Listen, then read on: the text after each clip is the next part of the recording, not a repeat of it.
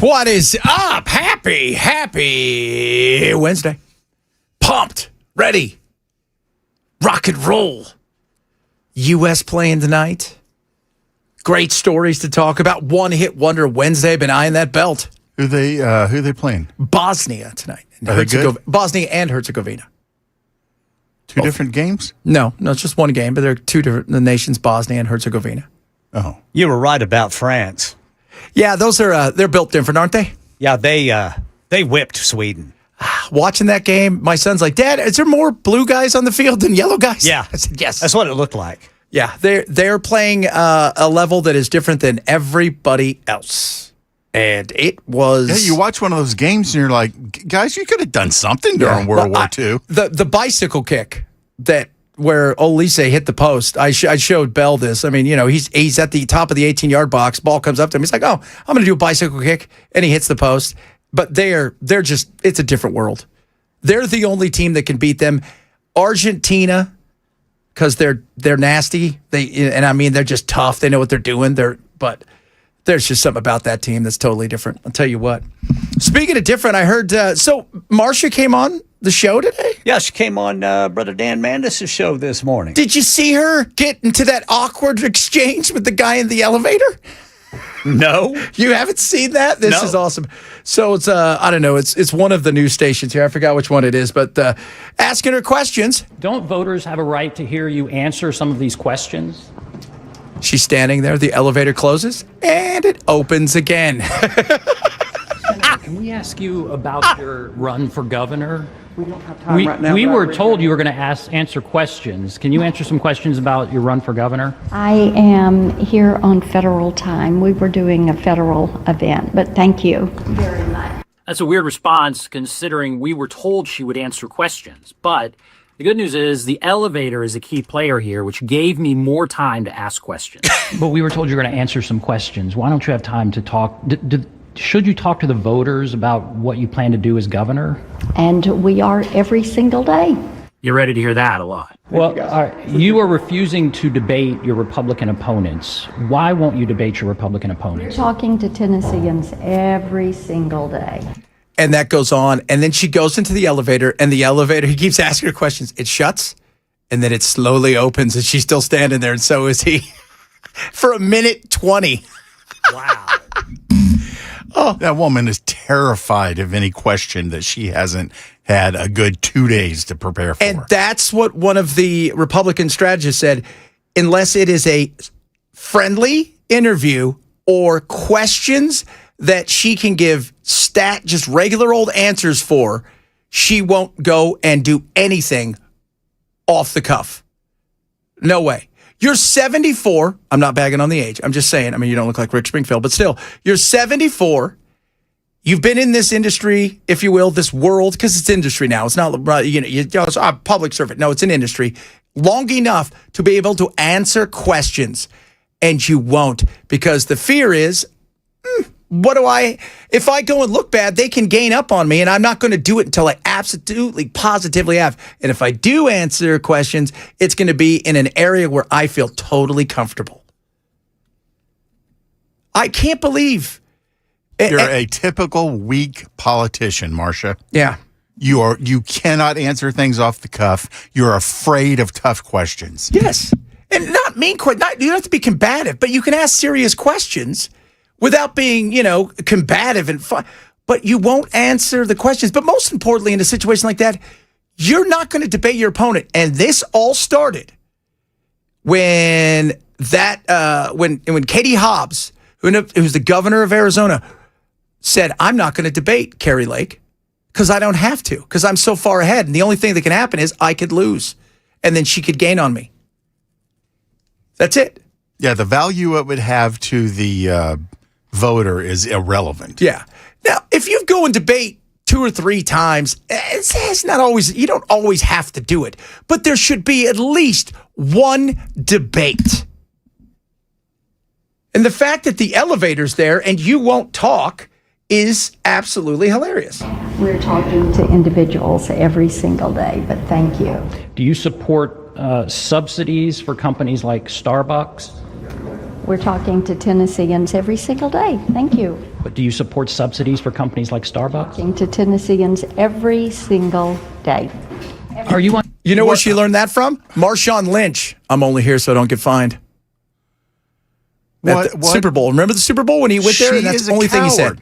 Huh? She is a coward. Yes. The man is asking you a legitimate question about your run for governor, and you are refusing to answer it. You know how easy that question is to answer? Look, some companies, I have zero problem with them getting some subsidies, especially if they're going to be bringing jobs here and they're going to expand here and they're going to make this the hub of what it is they do. Other companies who think it's going to be a free handout, I'm sorry, I'm not about that, especially when we got hardworking people here whose businesses are struggling and we've got taxes that are bogging them.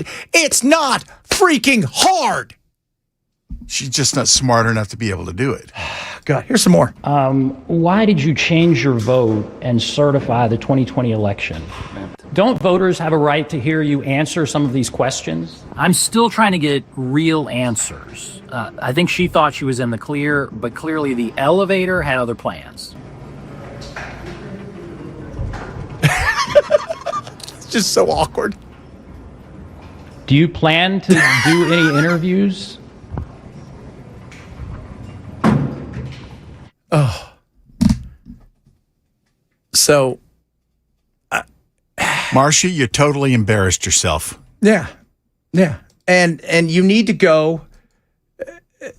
You need to go where it's not friendly fire. You need to get out in front of everybody. And most importantly, put this thing to bed. You could put this thing to bed next week. Say, we're going to have a debate. Have a snap debate. Put it out there. Put it to bed and be done with it. But you can't.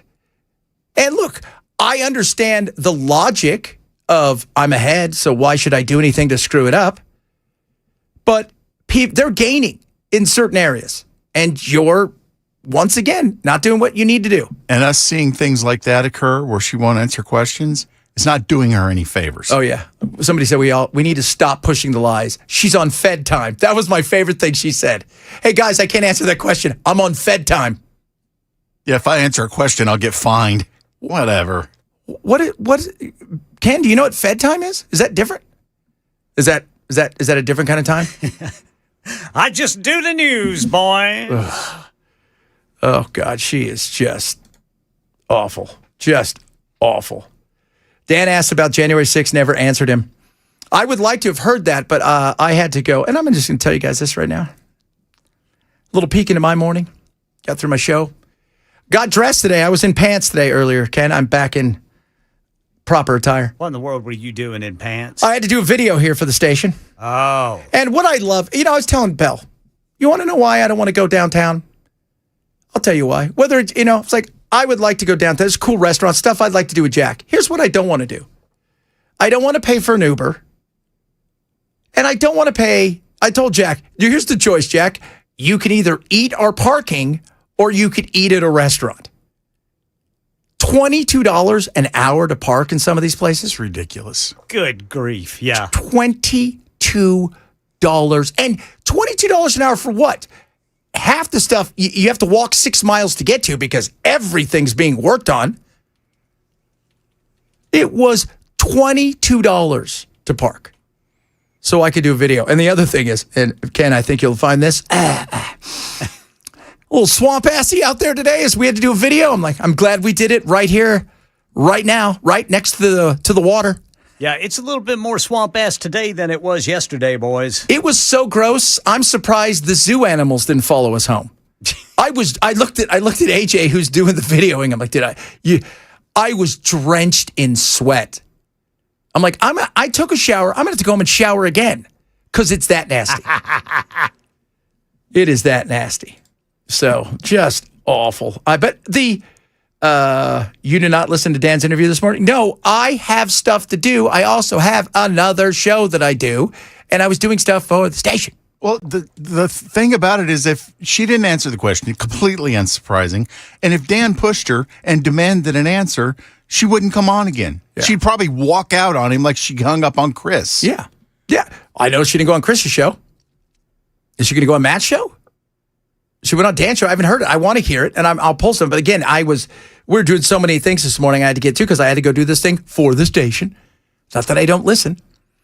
But Who it's was just that reporter that was questioning her? I believe that was it Channel 2's reporter, their investigative reporter. Channel 2. Channel 2 or 5. And Probably, it sounded like Channel 5. yeah, he wasn't asking hard questions. Right. But They were to her. oh yeah. It's like, what's your real name? I'm on federal time. Yeah, News Channel 5's Ben Hall. Yeah, Ben Hall. So there you go. Wow. That was some interesting journalism. That was. And he wasn't being mean. He's just asking her, hey, out of curiosity, don't you think you should debate? We're talking to people every single day of Tennessee. That is the line that Marshawn Lynch delivered over and over again at the press conference. You guys remember that for Seattle when he said, I'm only here so I don't get fined. Hey, who do you think, how are you going to run the ball this weekend? I'm only here so I don't get fined. What do you think about your blocking packages? What are they going to be? I'm only here so I don't get fined. When she answered his question saying, we're talking to Tennesseans every day, it should have been followed up with, except for you. So, Sally, I tried to read your questions as fast as possible, honey. I've got a lot of people putting stuff in here. She's leading the closest opponent by 50 points. Yeah, that's what real clear polling shows. Yeah, real clear point. And she had a 25% approval rating as a senator. Good call, guys. You know what? You want to know what's wrong with America? Americans. And the way that we act. How do we put people in over and over and over and over again without demanding they at least do something? What is it? Like Bell says all the time, she's got a 25% approval rating, which in some cases in the Senate is great. I mean, God, what's his name? Schumer wishes he had a 25%, but still, this is what you got? You're up by 50 points? The picture of baby Hitler probably is polling higher than that's ridiculous. What the hell are we doing? And the fact that to me, in my mind, you're automatically disqualified if you will not debate. Matt, Chris, Dan, any one of us could go on tonight and debate any of the issues. Any of them. And you won't. You won't. That is. I'm telling you, man. That's Tennessee. We deserve better. We do. We deserve better, and we also deserve cheaper parking. That's who I'm paying. That's the next governor for me. Cheap parking person. Dude, $22. I was looking at. I'm like, so let's say Jack and I go down. We're like, hey, we want to walk around. We want to have some fun. He's here. He's visiting. But like, I wanted, like Mel's Diners. Go to Dick's. Go to do some of the fun thing down there that is that he would enjoy and get his mom and them some presents because they like that stuff. Okay, but I'm not spending $50 to park. 60. I mean, wow, that's crazy. To park. Yeah, just add that to your concert ticket, dude. Oh, God, no. No, that is insane. That is, like you said, your concert ticket, and then add on top of that all the fees for your concert ticket. You're living the life well. You're going to have to get a second job just to pay for the amenities of going to the amenity. That's the funflation. They never count that in funflation, do they? Not a damn way. Ugh. A lot of stuff to get to today. One Hit Wonder Wednesday. I don't know if you guys are knowing this, but my one hit wonder, pretty awesome. I'm stealing it. I couldn't even stop laughing when I did it on my show today. I was laughing so hard. Normally, I don't do the same, but today I'm like, this one's too good and it's too bad at the same time. Ken, do you think you're going to win that thing? I think I'm going to win today, boys. Oh, I've got one you boys wouldn't have thought of. You know what? I should, for all intents and purposes, I should bow out for a week so one of you two could do it and one of you win instead of me taking it for a fourth week in a row. It's not 4 weeks in a row. Yes, it is. It would today would be 4 weeks in a row. How'd you win 4 in a row? Because I've won 3 in a row. I said today would be 4 weeks in a row. No, but so you won with didn't Jay win one?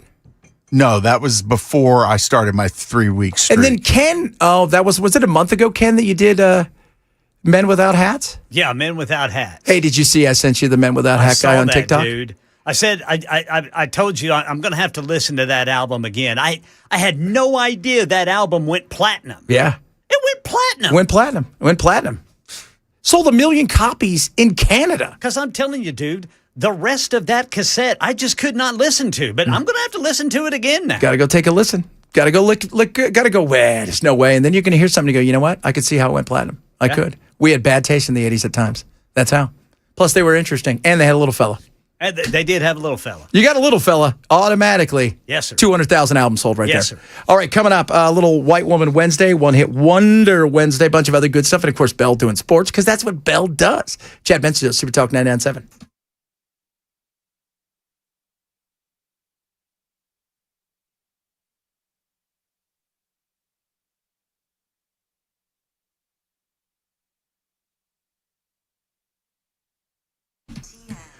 All right, kids. Tell you something about my friends over at Bulwark Capital. They would love to talk to you. I was watching yesterday CNBC later on in the day, and the big fight going on about, is there something coming when it comes to the market? Is it about to implode because the shiny stuff is being bought up, but reality is going to set in? Wouldn't you like to be in a situation just in case it happens? You're protected to the downside. That's what they're going to do over there at Bulwark. Lower risk, lower cost, lower volatility. That's what they're all about. They're going to give you a free Know Your Risk portfolio review today. It doesn't cost you anything, but a little bit of time. You can sign up at knowyourriskpodcast.com. They'll show you what they're all about, show you how they use their fundamentals to help you grow and to get to where you want to be when it comes to your investments and retirement. Sign up for it today from Bulwark Capital. It's called Know Your Risk Portfolio Review. You can go to knowyourriskpodcast.com, KNOW riskpodcast.com for Bulwark Capital Management.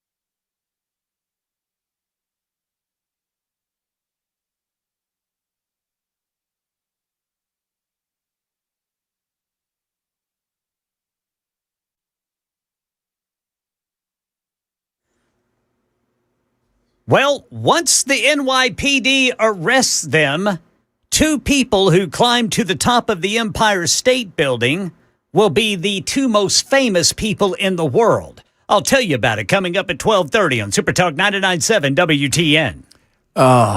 That's love right there. Hey, babe, do you want to go make a statement and then get arrested? Boy, How did they get up there, man?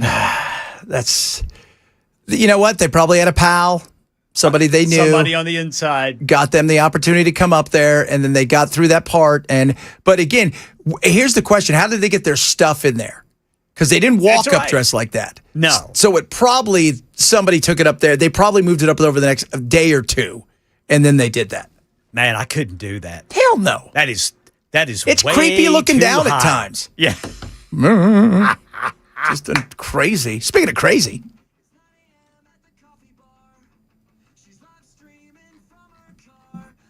Straight to bread of New HD, telling workers what they ought to be. Let me center your experience. She said, speaking over everyone. Got a thread for every human sin, but blocks you if you don't chime in. It's White Woman Wednesday. I got some new crazies for White Woman Wednesday. Now, this lady she's all over the place.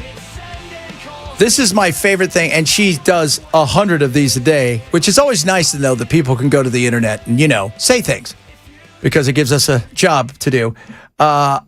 This one right here, and she wants you guys to know that if you're going to come after her, you better be ready and loaded for bear. It's me, Stacey Kennison, for the millionth time. It's not okay to practice witchcraft on me, to spy on me, and to blaspheme my Holy Spirit. It's a crime punishable by death. If people do that, they can have their lethal injection or move on to the gas chamber electric chair.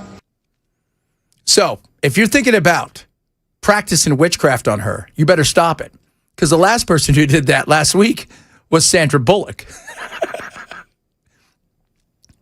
That's the lady who went after Sandra Bullock. For Sandra trying to kill her? She thought Sandra Bullock had gone into MIT and that they were going to kill her.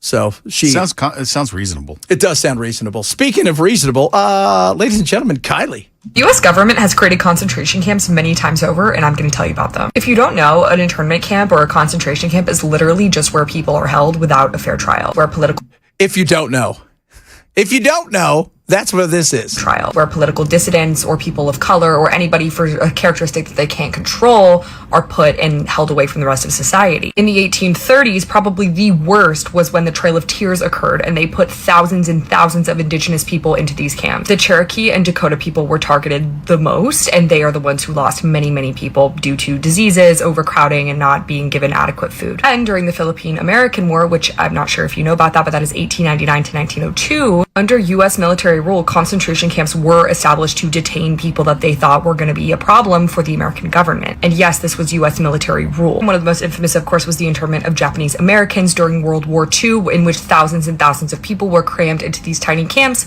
primarily in California. These people were designed to be put into these places and maybe never return. And because of that, they faced extreme, horrible living conditions and dealt with disease, not enough food access, among other issues. Yes. Did you guys know that? Bet you didn't know that. I bet you didn't know what a concentration camp was. Wait a minute. If I'm watching you, I'm pretty sure that I'm up to date on the concentration camp thing. I was waiting for her to go. I was put in one. Notice there was no mention of the ones that FDR set up. No. There was no mention. There's no mention because the stuff that she talks about, She's running out of things. She's running out of scenarios. Yeah, of hate. Like, what else can we? I'm like, oh, don't worry, because I got a new lady that somebody sent me the other day who arguably, as crazy as that other lady is, this lady here is trying to check off every single box known to mankind. And my mom got mad at me, and I'll tell you why when we talk about her later, because I did something with my brother, and she said, and I told Belle what I was going to do. And my mom's like, Chad, you can't put that on the internet. Oh, lordy. One-hit wonder. Belle, who normally steals things. I noticed how that the YouTube is back, Belle. So that's pretty convenient for you to steal more. Yep. Just in time. For you Look, to guys, I've said it quite clearly. If I can cheat, I will.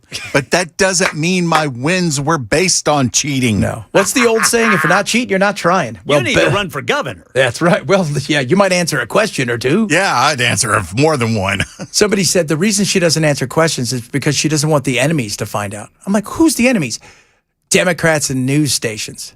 She doesn't answer questions because she's afraid. Yeah. She's not. Here's the thing. She's not afraid of answering the question. She's afraid of what will happen when she answers the question and the response that will come from voters. Oh, yeah, there's that. 74. You've been in this business for a long time, the industry of politics. You should be able to answer some questions. Chad Bench's host, Super Talk 99.7.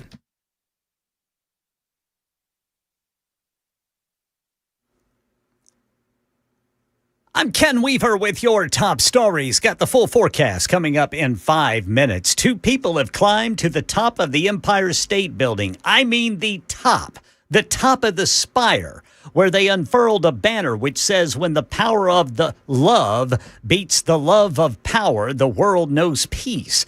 At this time, it's unknown if this was a protest, but it appeared that it was also a marriage proposal. Here's ABC's Aaron Katursky. It is incredibly dangerous. It is likely a criminal trespassing situation. The NYPD is looking at the same images that we are, showing 2 people unfurling a banner at the top of the Empire State Building at a time when the NYPD has just started working 12-hour shifts and trying to blanket the city in security in anticipation of all the events tied to the 4th of July. Yeah, at one point, both people appeared to be a man and a woman. They were dressed in all black. They did have masks on. And then when what looked to be a marriage proposal happened, the mask came off. Here in Tennessee, the legal market for THCA flower and vape products has come to an end. Shop owners across the state reported heavy sales in the final hours before the ban took effect at midnight. Hemp industry advocates argue the move will push business and tax dollars out of Tennessee. Consumers and business owners alike say the fight over cannabis-related products in the state is far from over. You can still get edibles and seltzers. Entertainment news. The music world mourning Victor Willis, the lead singer and co-founder of the Village People, who died yesterday at 74. A statement from his family says he died after a brief but aggressive illness. Willis helped create one of disco's most recognizable acts and co-wrote the enduring hit YMCA. The song was later inducted into both the National Recording Registry and the Grammy Hall of Fame. That's the latest news. Weather's next. I'm Ken Weaver, WTN News.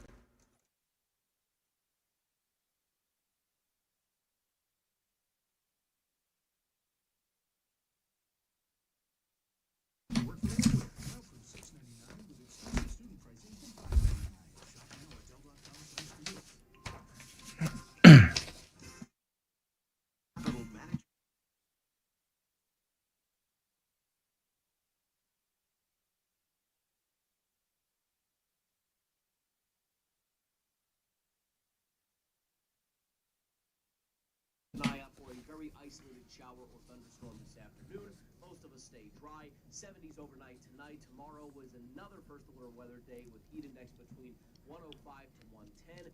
Good sun most of the day, but an isolated shower or thunderstorm is also possible tomorrow afternoon and into our Friday. All right, Middle Tennessee, you ready to save with Busy Bee Plumbing, Heating, and Cooling? Right now, buzzing with some of the sweetest deals of the season. Need a new HVAC system? You might.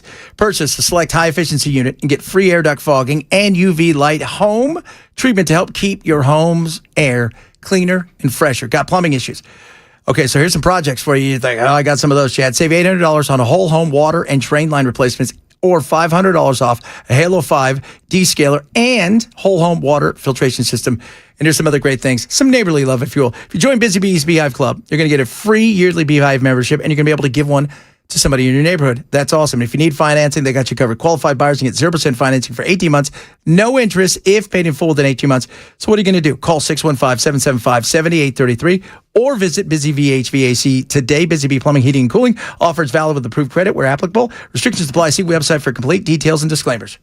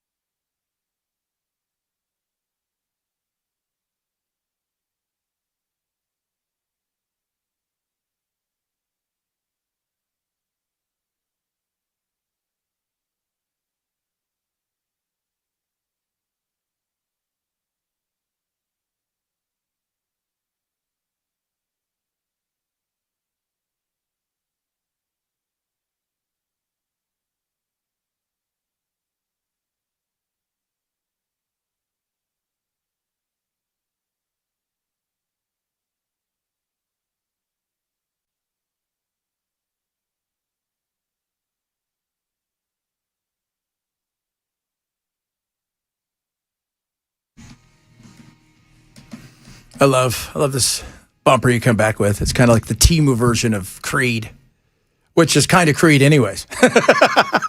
Yeah, it's very Creedish. All of our bumpers are the teamy version of something. Of Creed. No, there's Def Leppard in there. There's Metallica in there. There's country in. It's just none of them are actually real songs. No. But they sound kind of realish. Ew, England just tied the game 1-1. Every single week we have fun and Bell cheats, and then he ends up winning and gets the belt. I haven't had it in a long time. That's why my pants don't fit. This week, though, I feel that my guy could get us over the line, but you never know. It's up to you guys. You know how it works. We play it. We delve deep into it. We talk about it, and then you vote on whose is the best. Now it's time for another edition of One Hit Wonder Wednesday.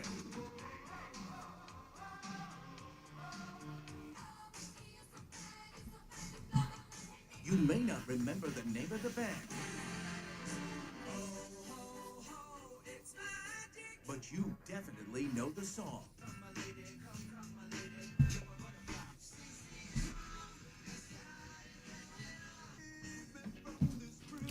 This is One Hit Wonder Wednesday.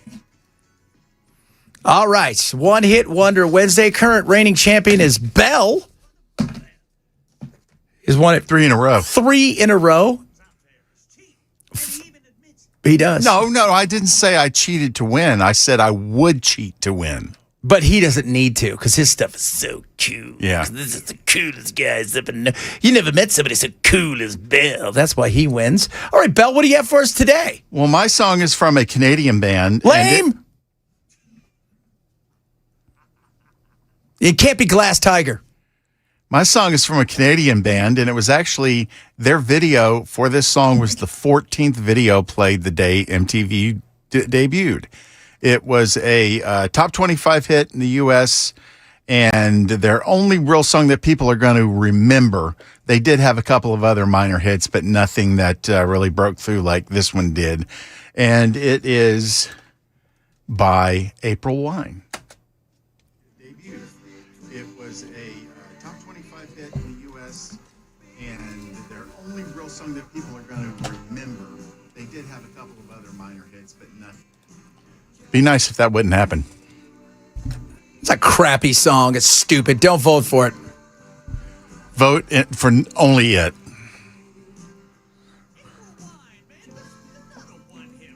Yes, they are. Yes, they are.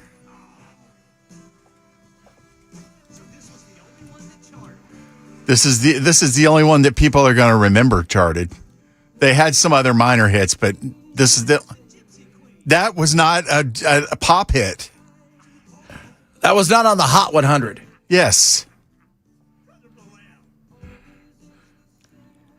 Look, we are fine with massaging the rules a little bit, Bell, but you're massaging them. I'll change So this them. band is from Australia with a Geordie singer. He said they've had a couple minor hits. This is Back in Black. Hey, I will bust out the Rolling Stones on you. I'll be honest, I don't even remember April Wine. I remember hearing them, but I don't remember any of their songs. You are... Why is the host a kid? I don't know. But I will tell you, my guy today, you guys will remember that. I'll tell you that right now. So there you go. April Wine, what's that song called? Just Between You and Me. All right, Glass Tiger right there for you guys. All right. No, Glass Tiger was nowhere near as good as April Wine. No, you kidding me? Right? Yeah, you don't think so? You don't think Glass Tiger hanging out with Bryan Adams? April Wine's not hanging out with Bryan Adams. He was a little smaller than most. His hair was big. Yeah, he had big hair, but he was kind of a little fat. Which kind of made his torso and everything look weird. So when you get to that point where he's like, you look like you're going to tip over. All right, what do you have for us today, Ken? All right, I got to thank one of our fine listeners, Kathy Allen, who sent me this little gem.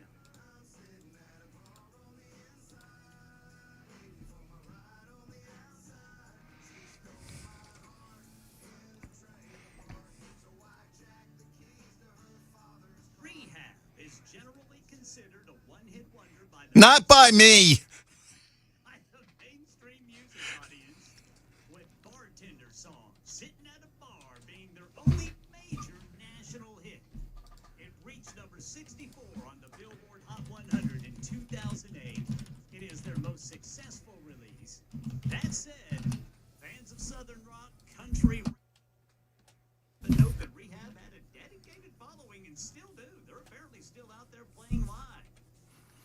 This feels like a band you would have worked with, Bell.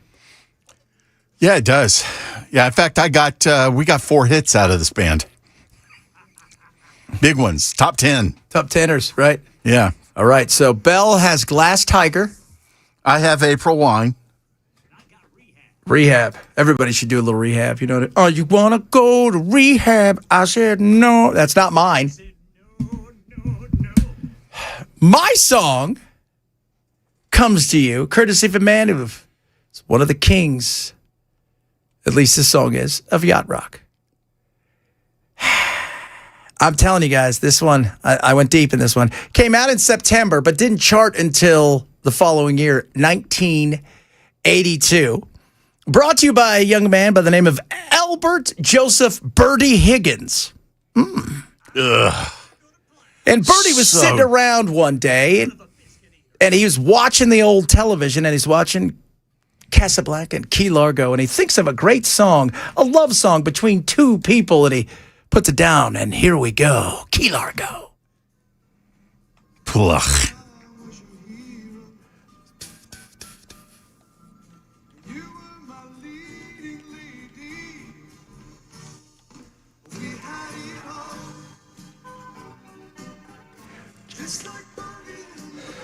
Song is terrible. Late, late show.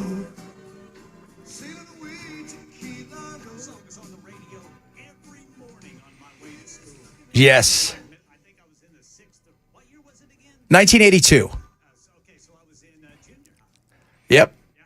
That song is horrible. You know what? Hey, listen here, Glass Tiger. Shh.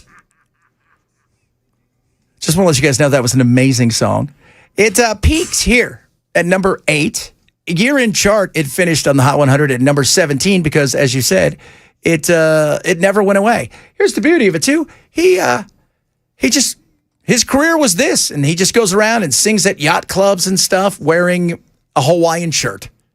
Living the dream, I'm sure, kids, at 81 years young. Just phenomenal. The singer, the whole thing about it, you know, you've got, just the video is cheese. I mean, everything about it is cheese, but that's why it's so great. Let me listen. Oh, Belle's singing it right now.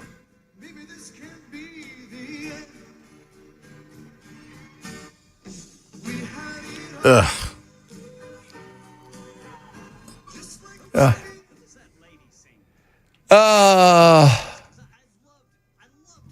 Yeah, I did definitely too. smells like cheese. It sounds like a Jennifer Warren, you know? Yeah, but it was, God, that's such a great song. It does. Thinking about hanging out with my grandma, riding around in her horrible, Cheryl Wilson was her name. Yeah. It's like one of those things where she's probably in a store, you know, at night with her friends walking around at the Ross going, hey, if only I could get a porcelain cat. And this song comes on and she probably chuckles a little to herself. She looks at her grandbabies and thinks, what the hell's happened to me?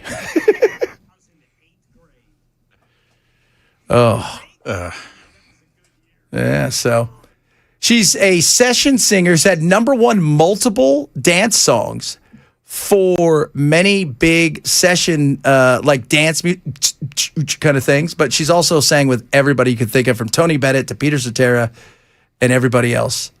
But, and KMFDM, she's the, I got the power.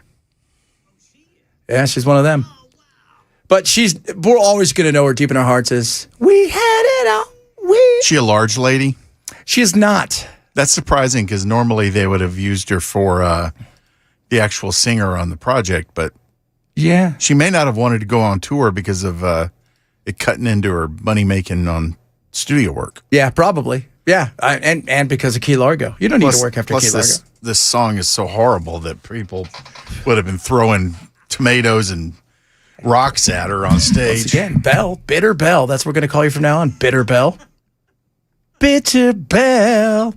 Let's see here. Ken wins. Got Chad for the win. Chad for the win. Chad wins the bet. Oh, look at that. So the most yacht wrong, that is pretty much the most yacht wrong song ever. It's one of them. Yeah. So we had it all. You show me where in that song Michael McDonald appears. Look, he's out touring right now with Doobies. The Doobies. Yeah. That's got to be a payday for him. He sounds amazing. Yeah. I guarantee you he's getting the lion's share of the revenue, too. Well, yeah, what Doobies are left? Well, the core band, the guy that's the long-haired guy that was the one that always seemed to be there. He's still in the band. The lead singer before Michael is in the band, and the guy that was a consultant to the Pentagon on that's right, on missile defense. So he's like, I could be in CCR, could not be. I could be here, could be there, could be with the Doobie Brothers. I could do this. I could play some session work. Better yet, I'm going to go and work with. Was it NASA too? Didn't he work for NASA too? Well, yeah, but it was in the auspices of his defense work. Hey, speaking of looking good, all things aside, did you guys see Jesse's girl himself, Rick Springfield, the other day? Where? On stage. No shirt on. And I said, Jack, how old do you think this guy is? Jack goes, oh, he's got to be, 40? I said, he's 76. Even Joe Rogan brought it up going, my God, did he make if he's 76, I don't know what he's doing. He was playing an amphitheater somewhere, and Sammy Hagar was in town, and he bum rushed the stage and did "I've Done Everything for You" with him. Just crazy. So you guys know now. Let's go through it. We're putting up the thing. You got to vote, and make sure you vote for me or Ken, but not Belle, because Belle is meanie. Vote for me because their songs are like, who cares? So we've got Bertie Higgins for Key Largo. We got April Wine. Just Between You and Me. And we got Rehab. Bartender song. So vote, and we'll let you guys know in the third hour who gets the belt. Kicking your asses. Shut up. He's cheating. I'm telling you guys. Cheater, pumpkin ear. Speaking. No, but not necessarily cheating. I could just be lying. Nah, you're probably cheating. Yes, England did score again. Harry Kane with his second in the 87th minute. Oh, my Lord. He is the great Harry Kane. Coming up, Bell and sports straight ahead. Chad Benson Show, Super Talk 997.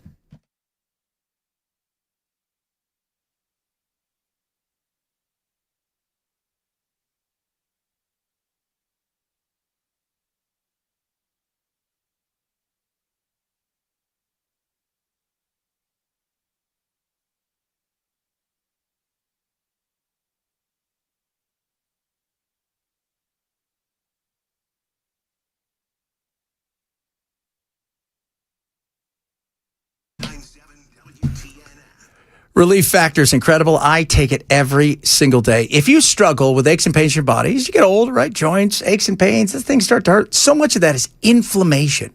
And you know what combats inflammation? Relief Factor. It's naturally formulated. You can take it every single day, and it is incredible what it does. And it fights the inflammation from the inside out. It's not masking it. Like you see a lot of stuff, and you think, oh, I feel a little better. This actually goes and helps you with your inflammation from the inside out. It works. I'm telling you guys this. So if you want to get back to living life normal, having a more independent time of walking around and feeling great, try Relief Factor. A 3-week quick start right now. It's just $17.76. That's it. 3-week quick start, $17.76. Go to relieffactor.com. Relieffactor.com to get yours, or call 800-4RELIEF. 800, the number 4RELIEF for Relief Factor.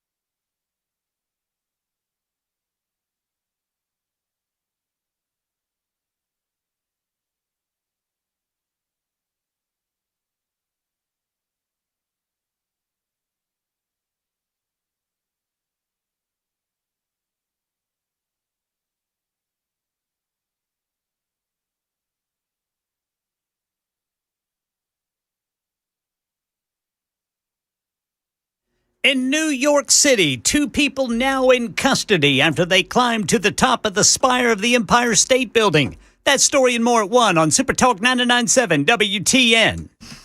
It is that portion of the program where we go to the man, the myth, the legend. He's Beltanic of music, but he's also the sports guy.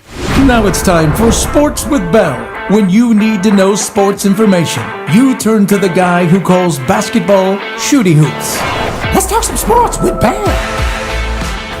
He talks to sports like nobody's business. What you got for us today? What the hell is a knockout in kicky ball? A knockout? Yeah, it says Mexico ends a 40-year knockout drought. Okay. Beats Ecuador to advance in the World Plate. The World Cup. So the knockout round is what they're in now. It's a one and done. You don't get a second chance. You lose the game, you go home.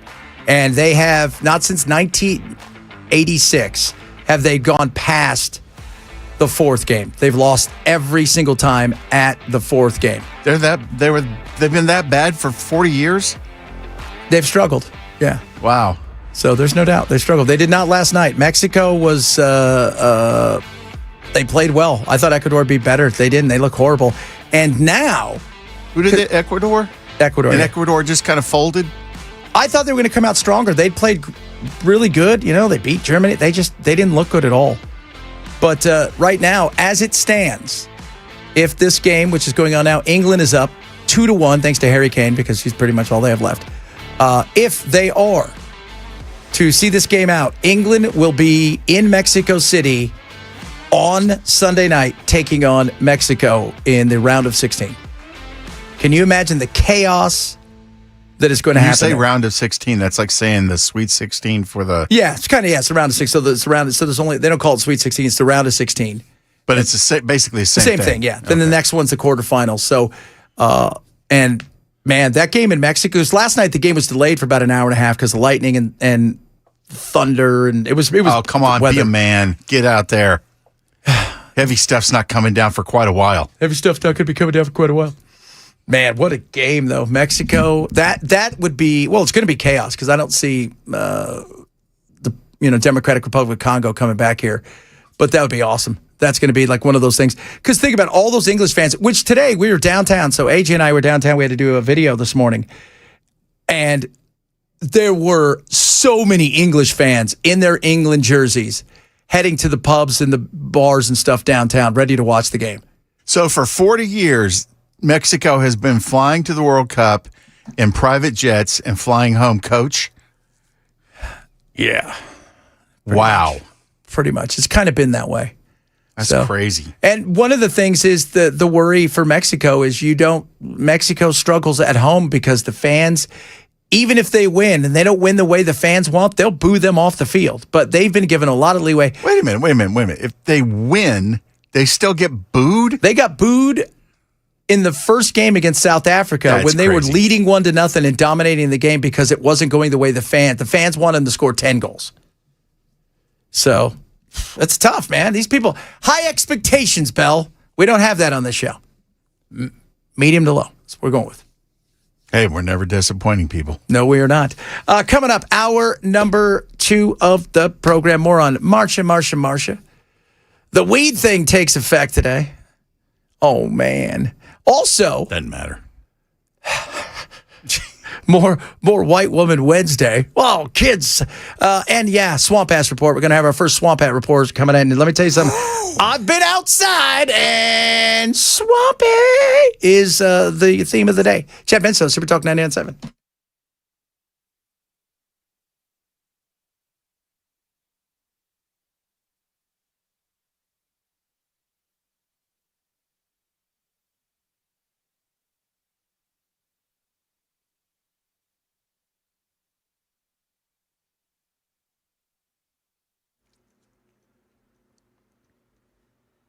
One o'clock on the dot. I'm Ken Weaver with your top stories. Right now on the East Bank, we've got First Street still closed because of a crash that then turned into a fire there between Spring Street and I-24. Got a crash in Brentwood, Old Hickory Boulevard at Franklin Pike. In New York City, 2 people are now in custody after they climbed to the top of the spire of the Empire State Building. ABC News Chief Investigative Correspondent Darren Katursky has more. They climbed down for about 250 feet. The NYPD officers were there waiting, took these 2 individuals into custody after they climbed to the very top of the Empire State Building spire, unfurled a banner, then climbed to a platform. One proposed to the other, and the 2 appeared to embrace in what is one illegal stunt. On top of everything else, masks and costumes are not allowed on the Empire State Building observation decks. Today marks the end of legal THCA flower and vape sales in Tennessee as a new state law takes effect. Smoke shops and dispensaries across the state reported long lines from customers stocking up before midnight. Retailers say many consumers use these products regularly and are frustrated by the ban. Perfect Plant CEO Jackson Campbell in Nashville telling Channel 4 the demand is undeniable. Really, like every type of person coming out of the woodworks. It was pretty surprising. Hemp-derived edibles and beverages will remain legal, but under stricter potency limits. And more than a dozen significant changes to Tennessee law take effect today other than the THCA ban. New measures impact immigration enforcement, public safety, education, consumer protection, also new self-defense provisions involving when somebody's trying to steal your property. New financial documents from President Trump show his earnings from cryptocurrency ventures. ABC's Jay O'Brien reports from Washington. The scale of Trump and his family business ventures is unprecedented for an American president. His new disclosure report was over 900 pages long compared to just 17 pages for Vice President J.D. Vance. President Biden's financial disclosure covering the year before he left office was 11 pages long. The White House has repeatedly denied any conflicts of interest and insists the president only acts in the best interest of the American people, pointing to the fact that his assets are in a trust. It's not a traditional hands-off blind trust, but one controlled by his children. President Trump earned more than $2 billion last year, his first back in office, the vast majority from his meme coin. And the man behind one of the most recognized characters in American pop music, the motorcycle cop from the Village People, has died. Born in Texas, raised in San Francisco, Victor Willis joined 5 other singers, each in a themed costume, to form the Village People in 1977. He was briefly married to Felicia Ayers Allen, who would later play Claire Huxtable on The Cosby Show. Willis struggled with drug addiction but completed rehab in 2007. Now the Village People Facebook page says he's died after a short illness. Today would have been Victor Willis's 75th birthday. Jim Ryan, ABC News. That's the latest news. Weather's next. I'm Ken Weaver, WTN News.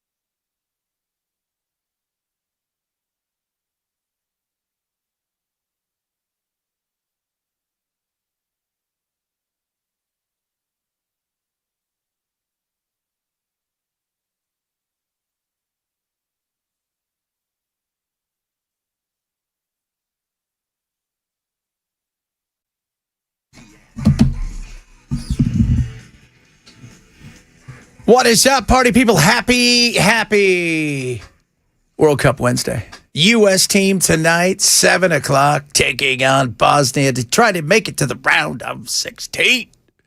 I'm pumped, baby. We were going to go to Geodis tonight. Jack's like, maybe we should do that. I'm thinking about it, Jack. And then I went outside and said, no chance in hell, which is what it feels like outside. No indoors at Geodis. No, not like that. Part of the fun is going to those things, but I just know exactly what's going on. Now it's time for the Swamp Ass News Report with the weather wizard, Ken Weaver. Oh, boy. All right. Today may be the swampiest ass day of the week. We're already at 94 degrees, boys. Good God. Heat index is 102. And the extreme heat warning runs all the way through Friday. Looks like the first day we're not going to reach 100 is Independence Day, and even then it's going to be 99 degrees. Oh, this entire report is just an excuse for the two of you to say ass. Listen, don't be an ass yourself there, Belle. I had to go downtown, and I'm like, hey, it'd be great today. Going downtown. A pair of pants. Yeah, wearing pants, putting $22 into a parking meter so I could sweat almost to death. Yeah. And do a video for the station. And it was so gross out there. It was so, it's the only way to describe it is gross. That's it. It was just, I had to come home and shower off and change. Because first of all, I'm not going to wear pants because, as we all know, those are prisons for my beautiful calves. Leg prisons. Yeah, and my calves are too pretty.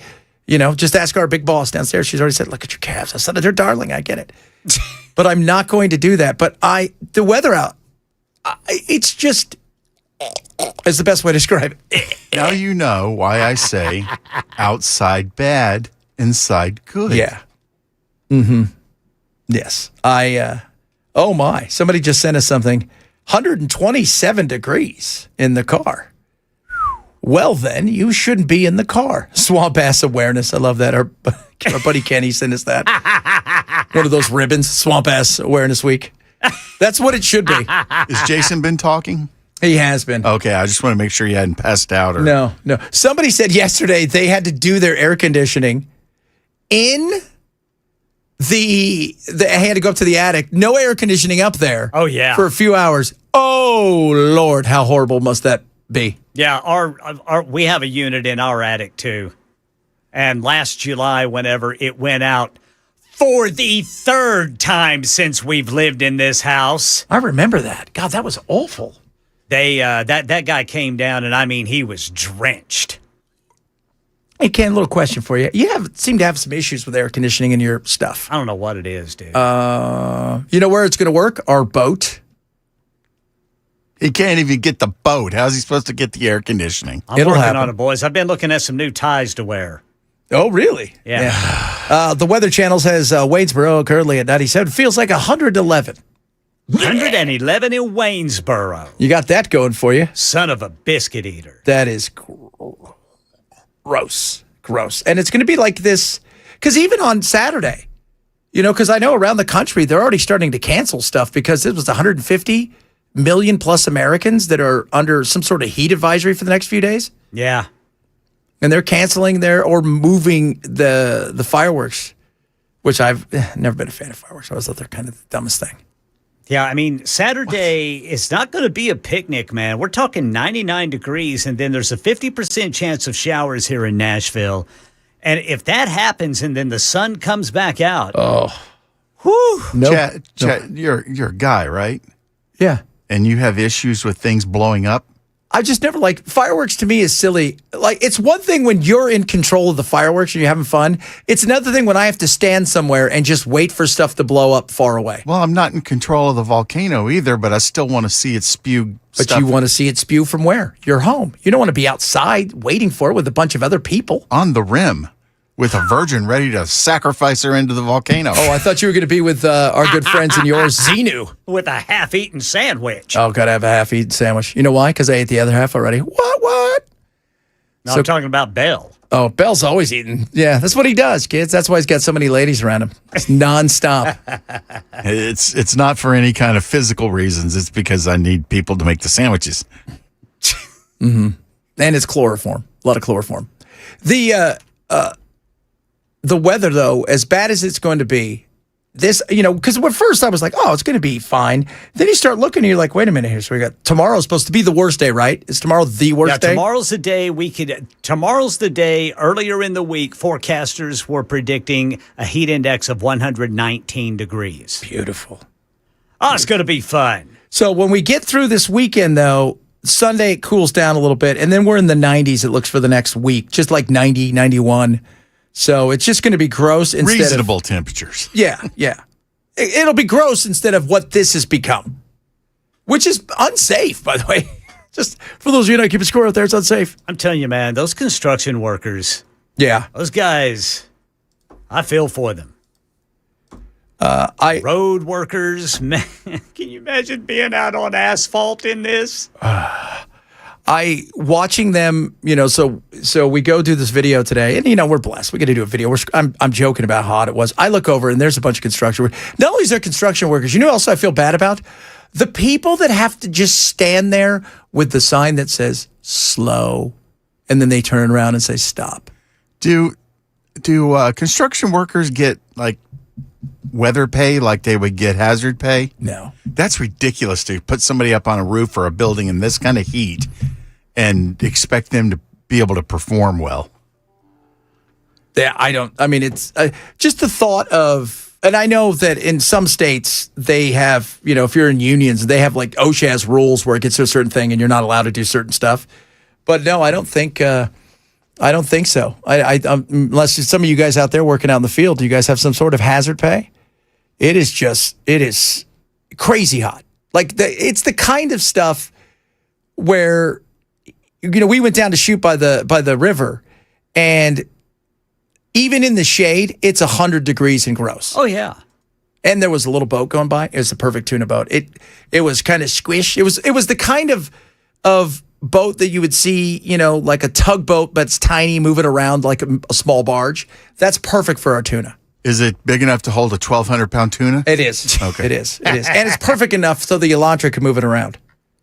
So I remember I anchored evenings and late nights in Tulsa, Oklahoma back in the 90s.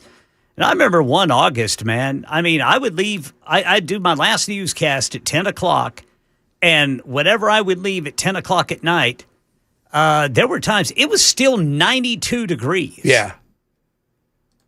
Yeah. It's just, and you know how it is. Because Jack and I'll park the car, I get in my car and it's cool. I go and park in the garage and walk to the house and it's warm and it's nasty. And you get in the house and then we'll go, hey, let's go get a bite to eat, and we'll leave. And you think it's going to be chilly outside. You take that first step and you're like, sweet mother of God. What have I got myself into? Can food come to us? And by the way, to the South, as a matter of fact, it boys. can. Food can come to you. You guys want to hear? Food can come to us, but here's the thing. I have to go order the food specifically, and I'll tell you why. First of all, I'm a 5-year-old, and you guys know that. Secondly, I have to make sure I get enough for Jack and I. And I'll tell you why. Are you ready for this one? Ken, I already told Belle this today. We go yesterday, and I'm like, I don't want to go out later, Jack. So we're here. We'll get dinner. So we got a Subway. We'll get a Subway. And I said, we're going to get Chipotle anyways. That's what we did. Yeah. So I get a foot long. He eats a foot long. We get a burrito. I eat the burrito. I said, I'm going to save for later. I'm going to take half of it to work with me tomorrow. He ate my entire foot long. And his Chipotle. He's how old? 16. And he's how tall? 6'2". There you go. He looks at me, but this is my favorite part of the thing. He looks at me, Ken, and goes, hey, was that your Subway? As if somebody else lives in our house. Thought Basically Steph might have come back Dad, or something. Give me your sandwich. Is Charlie here? She might have eaten it. God, but he just puts it down. He's like, I'm really hungry, Dad. I don't know if you're aware of this. Really hungry. But he did not, because he got a scooter. He wouldn't go out. He's like, I'm not going out in this. And I said, I get it. Is it the scooter motorized? No. This is one he does all kinds of super tricks on it and stuff. But it's like what you would see running up and down the street. No. They're motor. smaller. Like think of the Razor ones, but they're a little bit different. They're built for older, and they do tricks. He can do like flips and kicks and all that kind of stuff on it, like they would a skateboard. Okay. But he did it for 2 minutes, came back in, and he's drenched. Done with that. Yeah, done with that. Humidity. Telling you, it is not your friend at all. Zero friends in this. And being downtown again today, I love it. I love, I like the fact that the beauty of Nashville is in just Tennessee. You can be somewhere cool in the hustle and bustle, and then within 30 minutes, you're in the middle of nowhere. Well, you live so close to downtown. Why didn't you just Uber it? Because then, you know what? Here's the thing. I got to go. Cheaper than $22 for a. Well, I didn't know it was going to be $22 for parking, and that's the problem. Like, Ken, when you go see concerts downtown, what are you paying for parking? Nothing, because we park here and walk to them. Okay, but because otherwise you're going to pay for. You're going to have to pay for at least 4 hours. Yes, at least. And 4 hours in a lot of these places is, they're killing it. Over $100, especially on an event night, because they jack the prices up. And I was flabbergasted that I had to pay that much for that little of time. Because we were there for like 35, 45 minutes. But it was $22. And I'm thinking, okay, so let's just say I decide we're going to come down here. We're going to go to Mel's Diner. We're going to go to wherever. We're going to watch the game. We're going to have fun. And you're going to pay how much for parking? Then you've got the meal. You look around and you're like, this is insane. It is. And I get that it is, you're making money. But what did you say, Bill, when you parked back in the 1800s? Now, obviously, this is 40 years ago, but when I was part-time at KDF, I worked part-time at Ticketmaster, so I would have to be there at like 9 in the morning. And if you got into your parking spot before 9 a.m., it was 50 cents for all day. If you missed it and you got in after 9, it was $1.50 for all day, which is a gigantic difference between $1.50 and $22. Yeah. Mm-hmm. I mean, I know there's such a thing as inflation, thank you, government, but that just seems ridiculous. Chris just said he went and saw Rascal Flatts. It was $64 to park. What, and what's the ticket cost? If I have to pay more to park than the ticket, ask him what the ticket was. Yeah, if I have to pay more to park than the ticket, then what am I doing? And that was one of the things I was talking to my buddy today, Eric Bushman, who's a reporter, covered the World Cup all over, and he said, people are complaining about New York for a lot of reasons, but the big one is the transportation. $100 to ride the subway, as opposed to $9 that it would normally take to get out to the stadium. $100. And parking, if you go out there, they're charging you a couple $100, $300 to park. That literally is them telling me we don't want you here. Yes. That is. Well, no, what it is we see you. We're glad you're in our country. By the way, we're going to bilk you and milk you for every dollar you have while you're here. Which is nuts. Speaking of nuts, we got crazy coming up in a bit. Oh, yeah, a little white woman Wednesday. Also, this church, I don't know if you guys saw this church in Owens. It's called, Mount Olive? It was in Kentucky. Did you see that? I saw the headline. Let's just say it's entertaining. That's Bible school, baby. Yeah, that's something. I don't know what that is, but that was something. I got friends who are even here like, that's it, a little bit much for me on that one. So we're going to talk about that. Plus, you know what? Talking at the top of the hour about Trump and the money. We need to have a conversation, right? You can, I hammered the Bidens, and don't tell me that it's just his expertise working with Burisma or something. But you can't tell me for a moment that making the money that you've made, that there's not some issues here that feels like it's more than just a gray area. We'll discuss that as well. Chad Benson Show, Super Talk 99.7.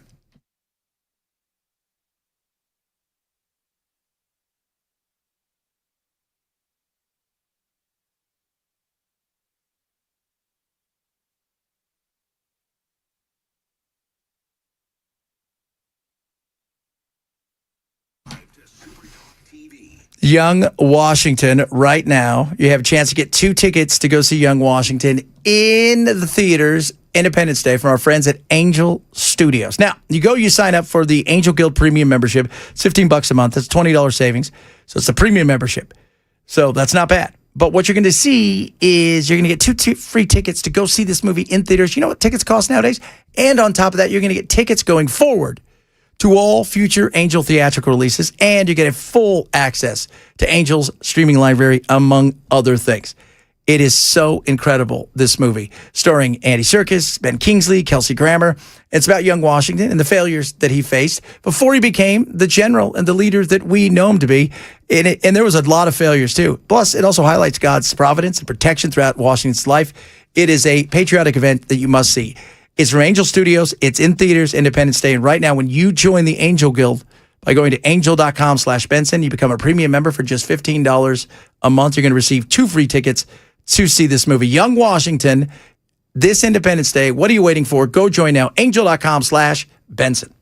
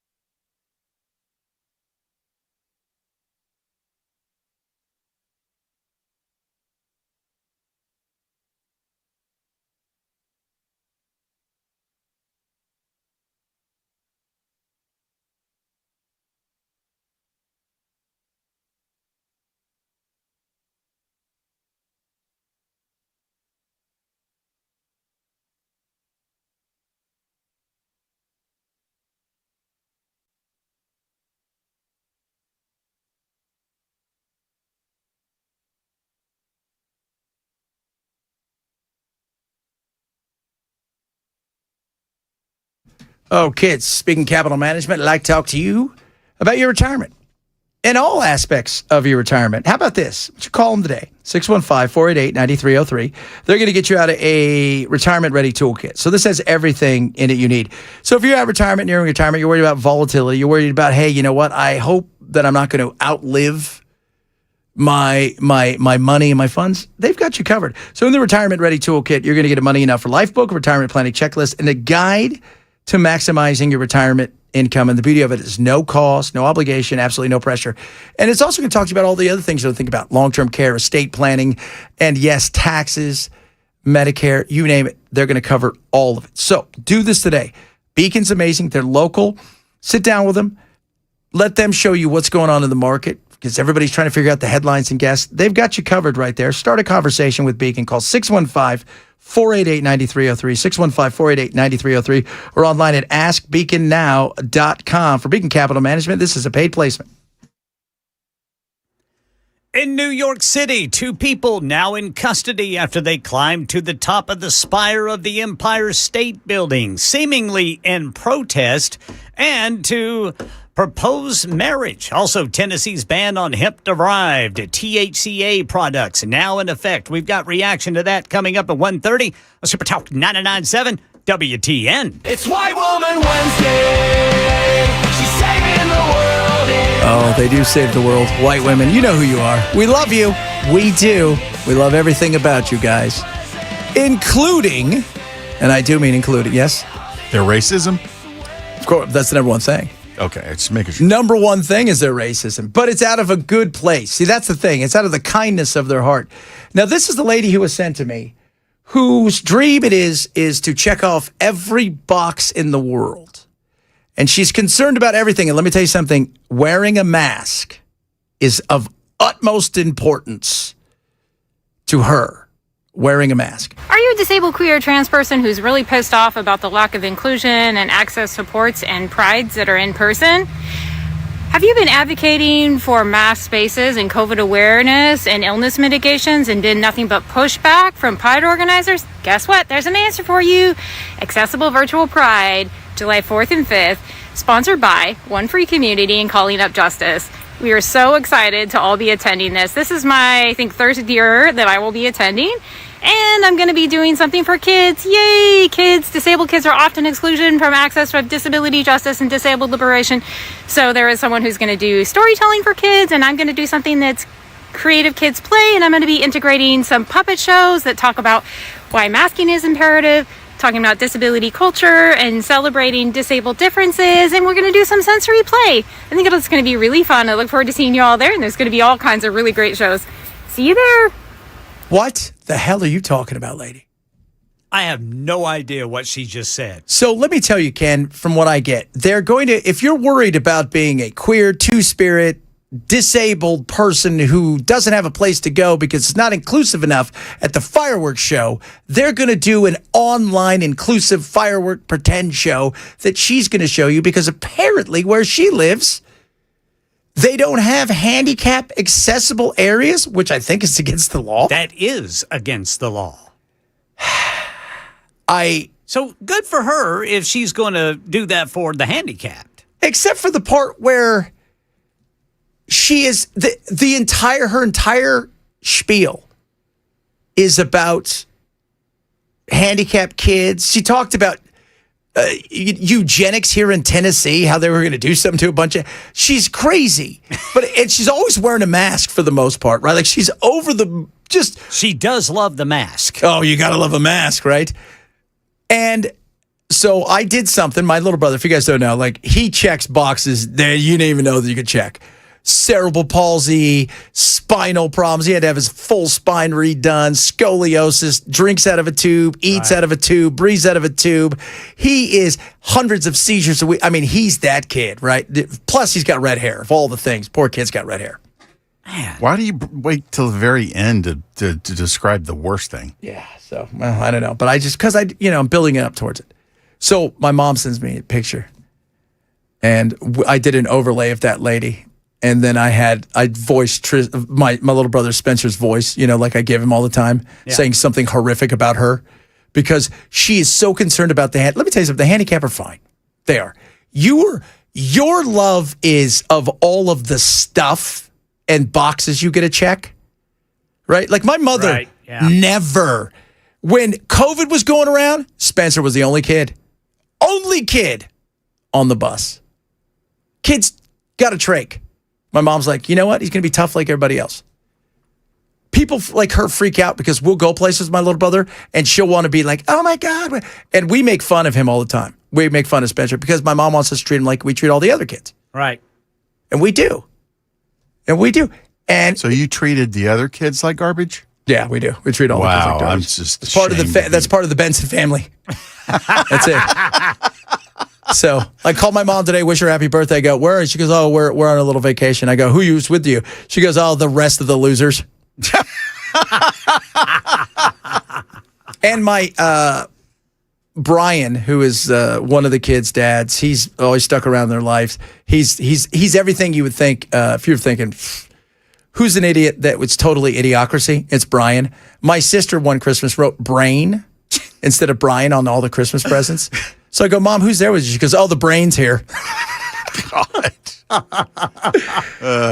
But this lady, man, she is, wait till we get to later when she starts talking about all of the queer LGBT, two-spirit, ABC, stuff you've never even heard of. Like ampersand. Like, what's that? What do I have to be an ampersand? That's a new one. But that's a mental illness right there. Because your goal is to always be a victim, and a victim to the point where you also have to stay home because you can't work because of chronic victimhood. Oh, kids. And the mask. Oh, she has so many masks. Spectacular. She's the kind of person that would mask on a Zoom just in case you could get it. You might get the Zoomies. Hey, by the way, the new Minions movie, that's out, Minions and Monsters. The little green guy who is voiced by Trey Parker, I think. His name is Goomy. His name is Goomy. That is spectacular. Is he hot? Can we sue for that? We should. Is he hot? No, he's a little green guy with these weird little like dangly like. It's funny. Okay, He's like he's like a miniaturized Cthulhu. Yes, do you know what? That's exactly what he is. But he's green. Oh, it looks so funny. All right, coming up, we'll talk about a lot of different stuff. You know, today's July 1st, and so no weed for you. More on Marsha, a bunch of other good stuff straight ahead. Chad Benson, Super Talk 99.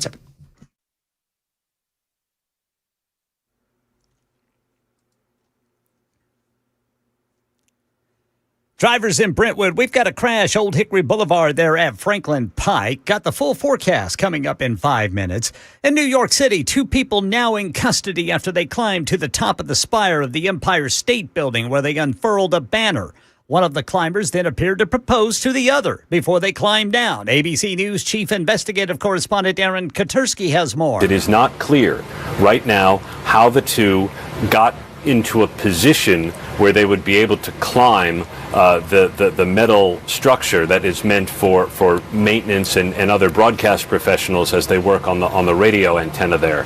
So there are many questions about what has gone on at the Empire State Building, but the 2 individuals are now in custody of the NYPD. Yeah, the flag they unfurled said, "When the power of love beats the world of power, the world knows peace."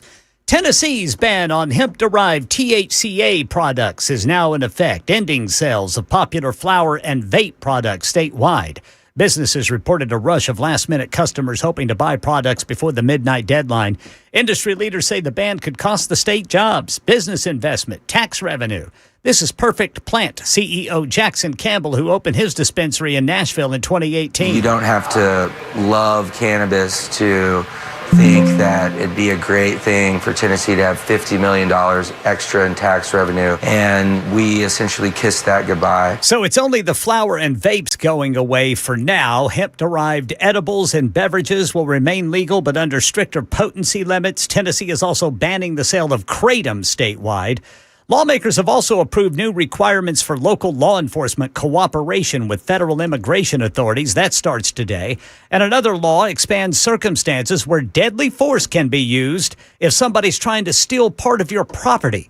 Tennessee, again, also banning the sale of kratom statewide. That's the latest news. Weather's next. I'm Ken Weaver, WTN News.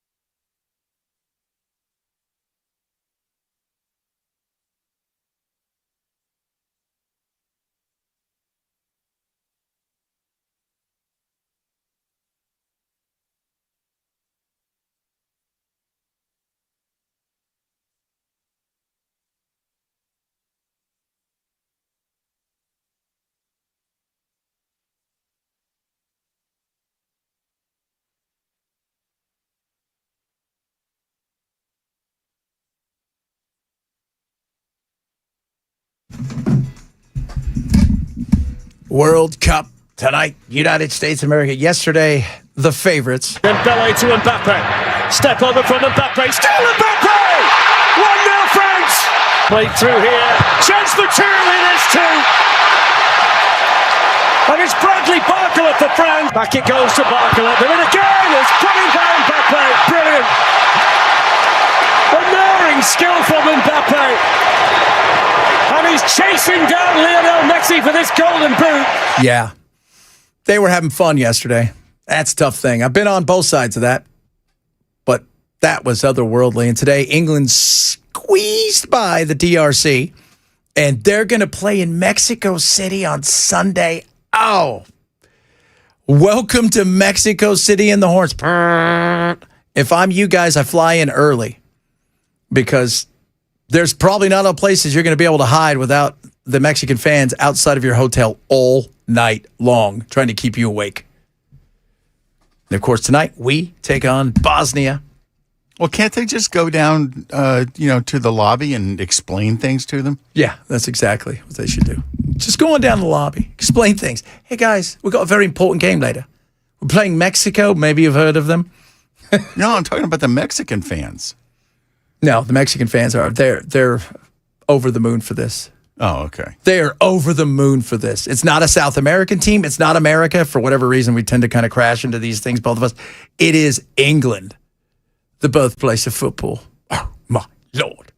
So earlier, I was talking about, all right, Sandra, I'm going to explain this to you.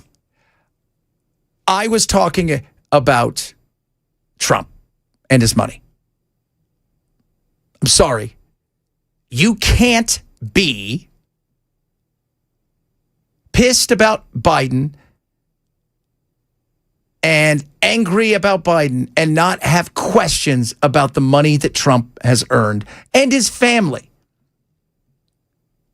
Let's not forget his family. The money that Biden supposedly earned was chump change to this. And Sandra's like, shouldn't he have the right to make money? Not like this. You don't think there's an issue here? Pushing things?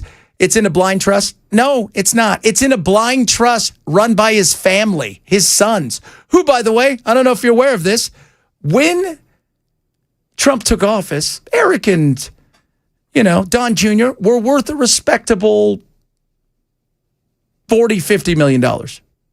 Each one of them now, about $500 to $700 million. Barron's worth $150 million. Let's not forget the fact that Jared Kushner is making a killing, and they just got a whole bunch of land in Albania, which I don't think they're going to be able to hold, judging by the size of the crowds. So, yeah, we can have questions. It's absolutely fair. If we're okay with it, right? If you're not okay with one because it's the other team, but you're okay with this side, that's a cult. Sorry, it is. And we should have questions about this. J.D. Vance's financial disclosures was, 17 pages? Trump's was almost 1,000. Do you really think that he doesn't know what's going on? That he never talks to his kids about stuff? You really think that? Do you? I don't think he talks to his kids ever. Doesn't like them. Yeah. And do you remember the thing about Hunter? Well, what's he know about the energy markets? What do Don Jr. and them know about mining and drones, which were big contracts that their companies got? Mining drones? They're got mining now. They've got a drone company and a mining company. Okay. They may have mining drones. That's something new. Put that on the list. It's a fair question to ask. It is. Because do I think that they influenced themselves? Yes. Go look at their coins. Those meme coins died a horrible death. People lost a crap ton of money. He's made more money off crypto and stuff like that than he's ever made on. He was worth what, 2.3 million? He's worth over 6 billion now. So he's more than doubled his net worth in less than a year. Fair questions that we should be asking our leaders. We have enough chaos and craziness when it comes to crony capitalism, where they all, are buddy, pals, hand each other tons of contracts, no bid contracts, not just for the silly fountain, But in many other things, yeah, these are all fair questions we should be asking, holding our leaders accountable. I don't care if you're a Democrat or you're a Republican. If you're using those offices to enrich yourself, we should be pissed. We got enough people doing stuff where they're taking money, wink, wink, nudge, nudge, giving contracts, and it goes all the way down to we talk about it, from the data centers across the nation to the NGOs, everybody's getting something. And it should piss us off. We got to hold all accountable, not just one side. Not just one side. And if you believe that he doesn't know what's going on, you're fooling yourself there. You are. Like, really. Hey, Bell, do you think that he has any idea what might be happening to his net worth? Only if the kids tell him in secret. Oh, that's right. And they don't talk to him because they don't like him. No, they love him. He doesn't like them. Yeah. Sure. That's it. Totally. Yesterday, guys, and we'll get back to this a little bit later. Yesterday, the laws, they changed overnight. At Considerate Flowers, the shelves are bare and boxes are packed. We built a business around established laws in this state. All because those state laws changed July 1st. We're a on-demand, direct-to-consumer online marketplace for hemp products. The new hemp regulation laws in Tennessee don't allow for delivery of hemp products. CEO Dexter Palmer says that's essentially the company's main selling point. Beyond that, many of their most popular hemp products containing THCA will no longer be legal. I have no idea what's THCA, because you would know this because you're a druggie. That's the flower you could smoke. Okay. My dealer, he's totally into delivery. Oh, he can? See, once again, Bell, always with the black market. Although, you know what? I've heard a lot of people talk about the black market. Because yesterday, everybody said, well, now that we've got this out of the stores, we don't have to worry about the fentanyl. And I'm like, that's how you worry about the fentanyl. That's how it happens, because now people will go to the black market. Because nobody's testing the product to see what's in it. Yes. Something interesting about my dispensary, which is Emerald Heart in Murfreesboro. They have posted on their social medias that despite paying their fee and being inspected by the State Alcoholic Beverage Commission, they still have yet to receive their license to be able to continue to sell the edibles and the seltzers. Oh, are they slow walking it? That sounds about right. That's about government speed. I don't know. They say on their social media post that they hope to have more information soon. I have reached out to them to ask, well, have you asked why you haven't received it yet? Because they're not really clear on whether they, have asked why they haven't. But at least on their post today, they're saying they have not received their official license, claiming they've paid their fee and been inspected. Man, that's got to super suck. So they did all the things they were supposed to. Which they say they did. They cashed the check, probably. So, but don't you worry. They're slow walking it, guys. Because you know what? Ken, I got to be honest with you. Next door, they open up Chad's Chipper Emporium. And because the goal was you take your gumi in there, you stumble, fall into the chipper, and that's it. Yeah. Well, and it makes you wonder, too, if it's a way to just drive consumers to the liquor stores to get the seltzers. Because the liquor stores, and I'm not saying the owners are in on it, but the industry still wants that money. Of course they do. And if you can get the seltzers at a dispensary, the liquor stores would rather you be able to get those seltzers at the liquor store. I am 100% convinced that this is being done to appease the liquor stores. I like that. Perfect Plant Hemp Company here in Nashville has not updated its Facebook page since yesterday when it said stores are open. It says it is open now, but there's no update as to whether or not they're still selling edibles and seltzers like you are still able to do if you have, done the proper paperwork and paid the proper fees and that sort of thing. If you're just selling the seltzers, right? Mm-hmm. Does the liquor stores, do they have to have a special license, or are they somehow grandfathered in because they have a liquor license? I have no idea. That's a good question, though. We tend to ask good questions. It's usually only to us who have no idea how any of it works, which is weird. So that's kind of an odd thing. But still, and this is a question I'd love to ask Marsha if she would come out of the elevator. I just would like to look at her and go, look, what about it? What fake story and what fake report do you have about, how many people this kills every year compared to alcohol? Let's compare it to alcohol because alcohol is legal. Marijuana and the related products kill almost 12 billion people a year. 12 billion. Somebody's probably listening going, I knew it. I knew that. I knew it was 12 billion. I knew it was 12. Bell's right. He's the only one speaking the truth. I totally knew it, man. They went to the guy at the I was waiting for him to come over to the guy because I couldn't handle it if I had to do a report like this. So Chad, you went to the totally went there, dude. It was awesome. But they also complained that they were having trouble getting their licenses, or it's been delayed, or they're getting them that day. And you can hear the frustration, right? Like these guys, here's the thing that's so frustrating. They're trying to go straight, be legal. They're trying to do it the right way. The right way. And what do they get? They get this. They get delayed. It's just a bunch of crap. And every time we talk to somebody, they all say the same thing. And can we just be adults?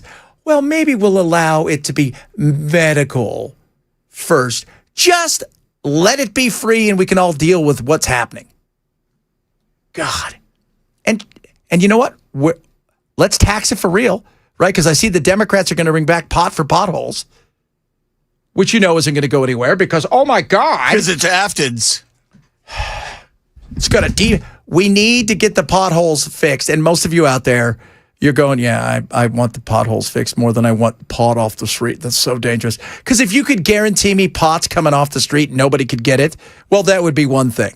If any of you hemp stores are listening, they should text us on the super text line. Let us know if they've got their license and if they're still able to. Yeah. 615-737-9986. There you go. Like if they're getting slow walked, that's going to be something. That is going to be something because even if you give it to them in 2 weeks or a month. Yeah, they should be able, by law, they should be able to sell those products today if they've done, as Emerald Heart said, that they have done everything they were requested to do. Yeah.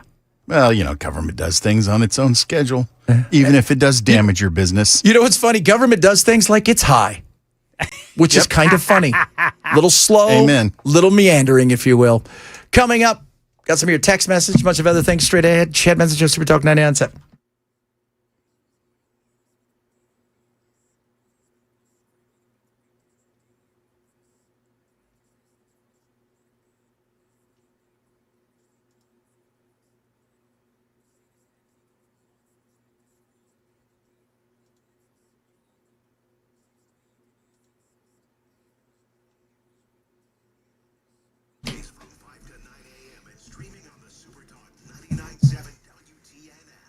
All right, guys. Tell you something about Board Capital.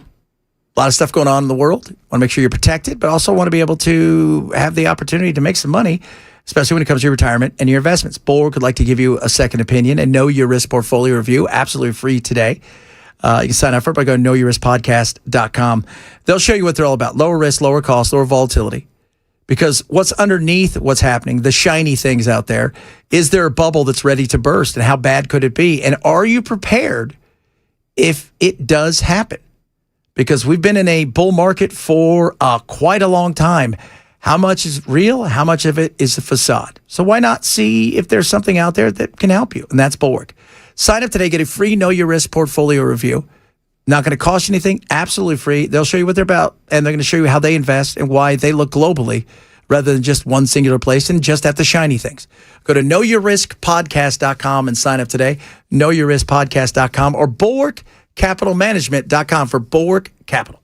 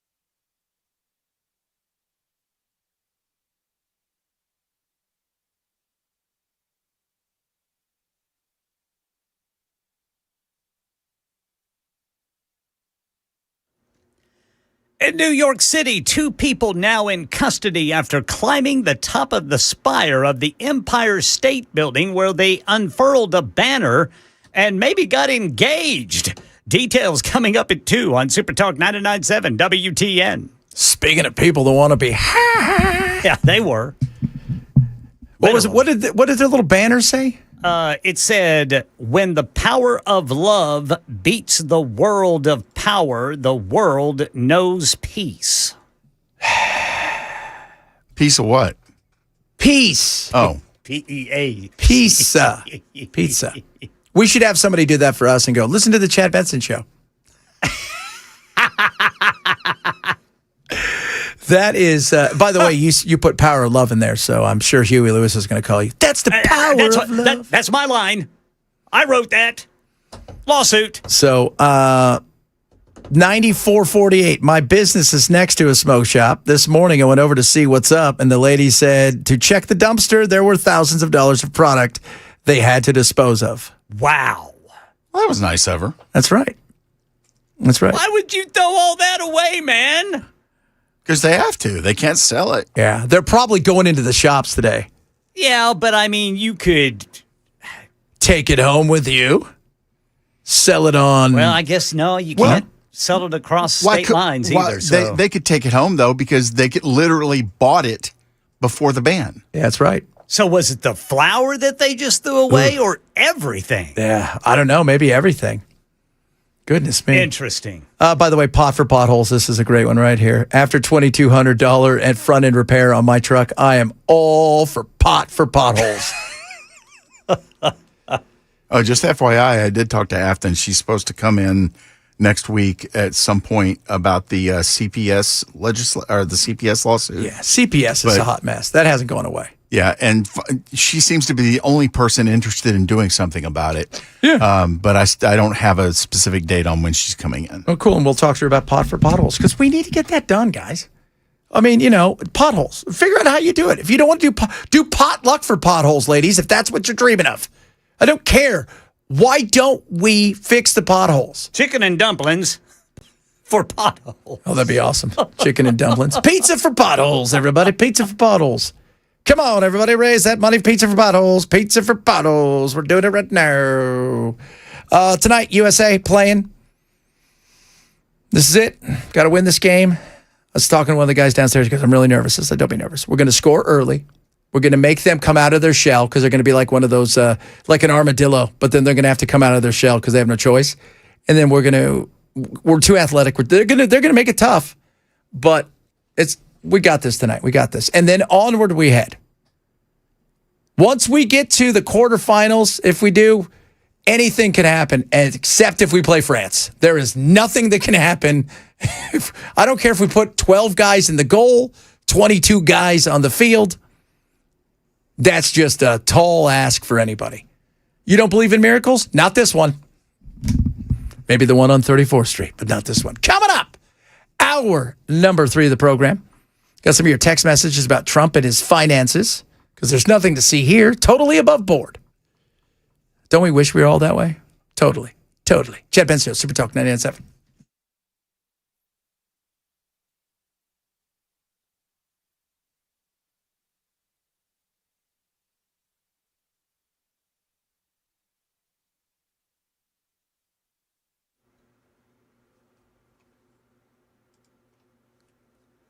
Two o'clock on the dot. I'm Ken Weaver with your top stories. Got the full forecast in 5 minutes. In New York City, 2 people now in custody after they climbed to the top of the spire of the Empire State Building where they unfurled a banner.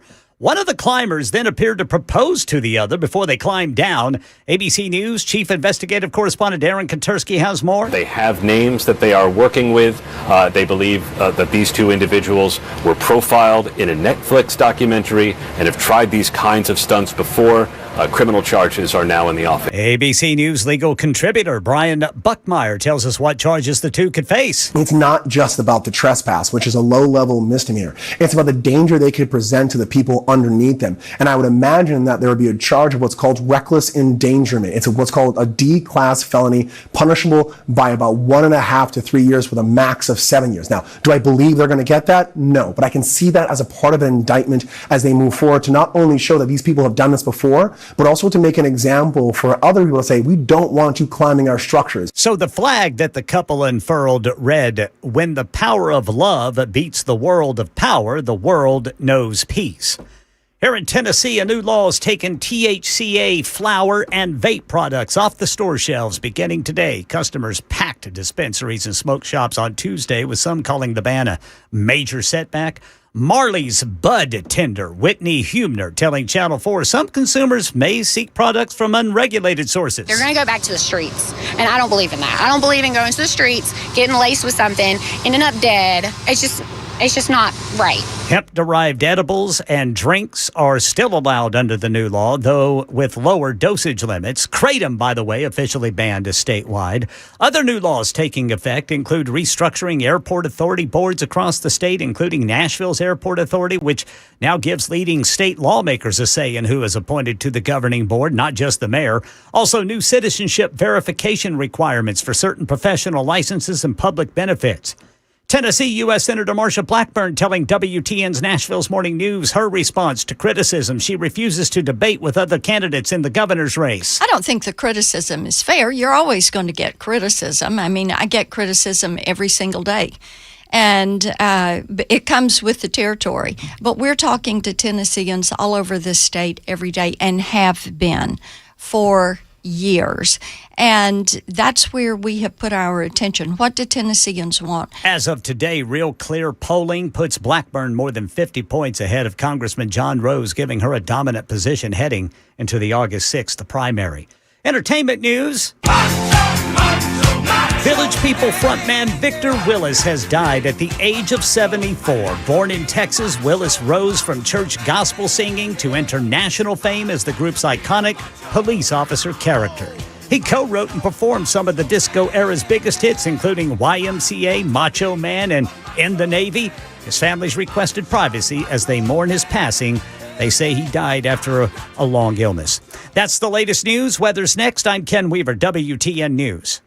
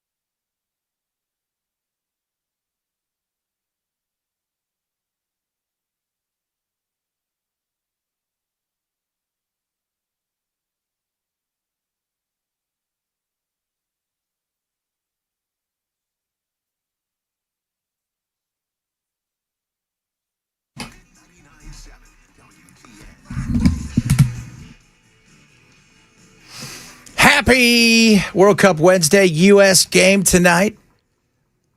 Pumped about that. What time is it tonight?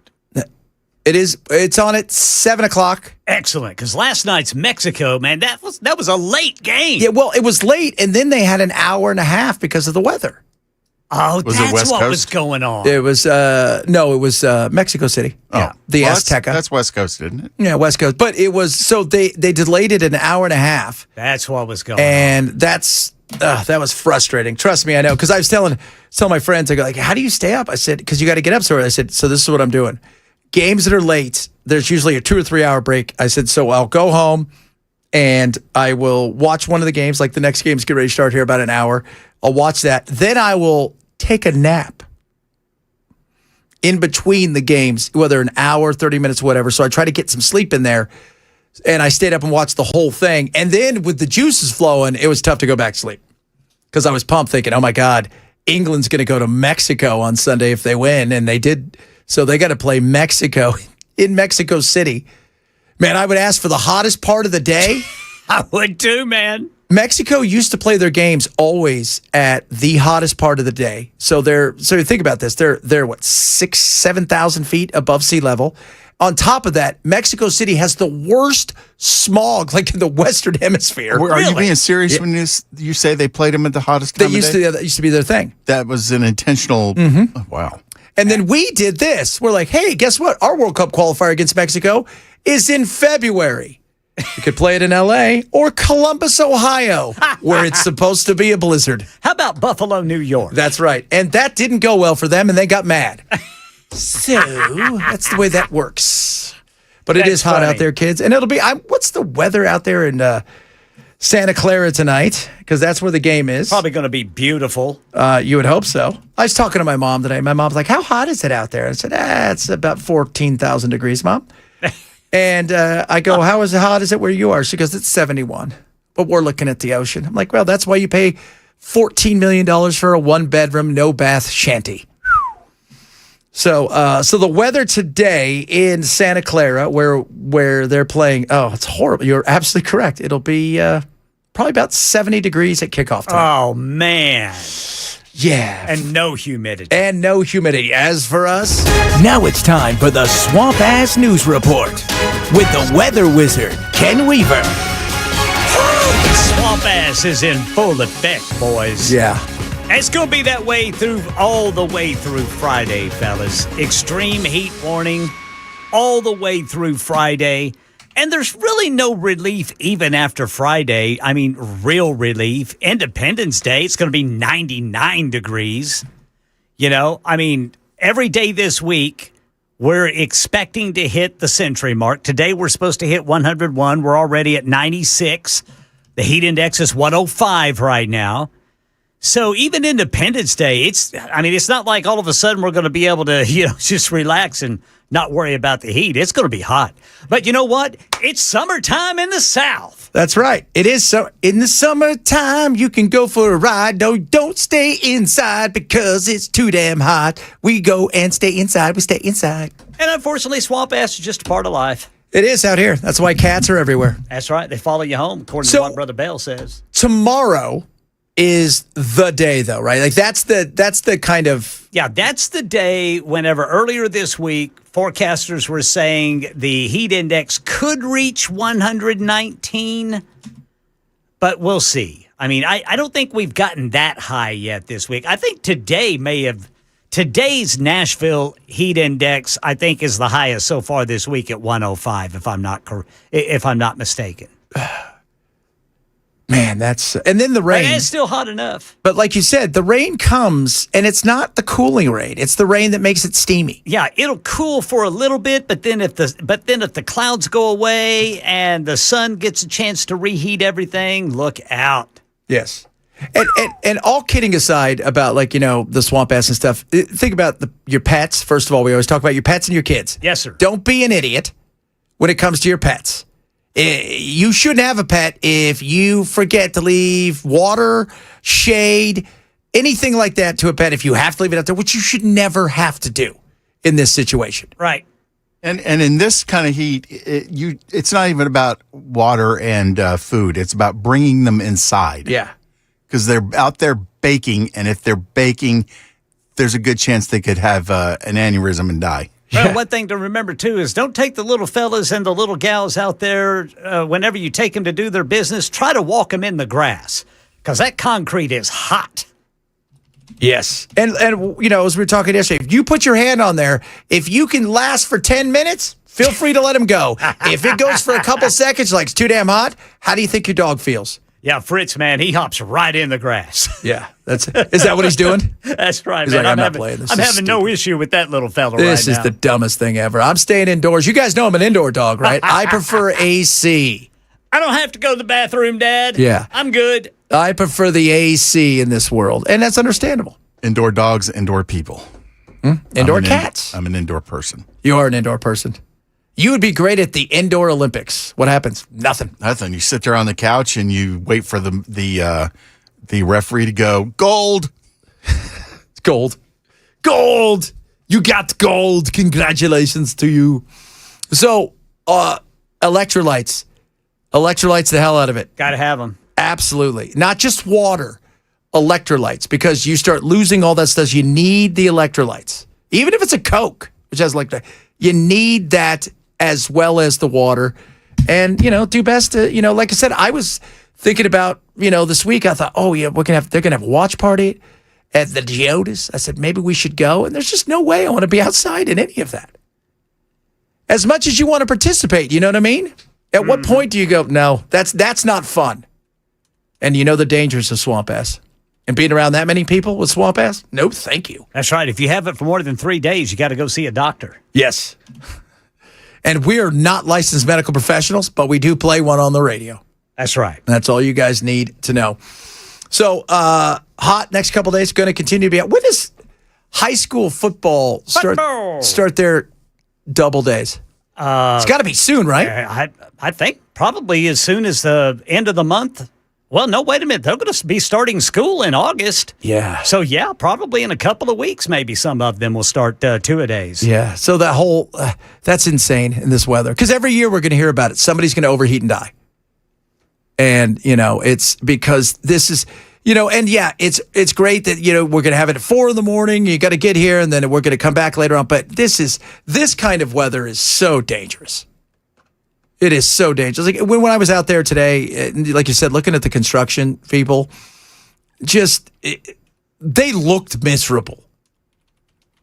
And they were in the shade. And those were the ones that were in the shade. Yeah. Were they wearing long sleeves? Yeah, most of them were all wearing long sleeves with their vest. I look at that and I'm like, how can you not just pass out? Yeah. I don't know. I don't know. That is, well, because you usually soak it, right? Like that's the whole thing. You want your all of your shirt and your clothes drenched because, you know, and hope that there's some wind. That's the other thing. At least if you're drenched and you get some wind, you get some relief. There wasn't even that. You know that weird, like it's totally still? And you're like, ugh. If I had to do that work, I'd wear nothing but a banana hammock, and I don't care how far up I was. Yeah. Well, let me tell you guys something. Bill doesn't do that kind of work because we can't get him to do regular work. So he won't even want to do anything on our damn tuna boat. No, I said I'd go. Did you hear that? Did you hear that, Ken? I said I'd go. It's better than you get from me most of the time. It is better than we get. Yeah, school should not start after Labor Day. I have no problem with that. That's when we used to go back to school. Do you remember Labor Day would come, and then the next day you'd go to school, and that's how school would start.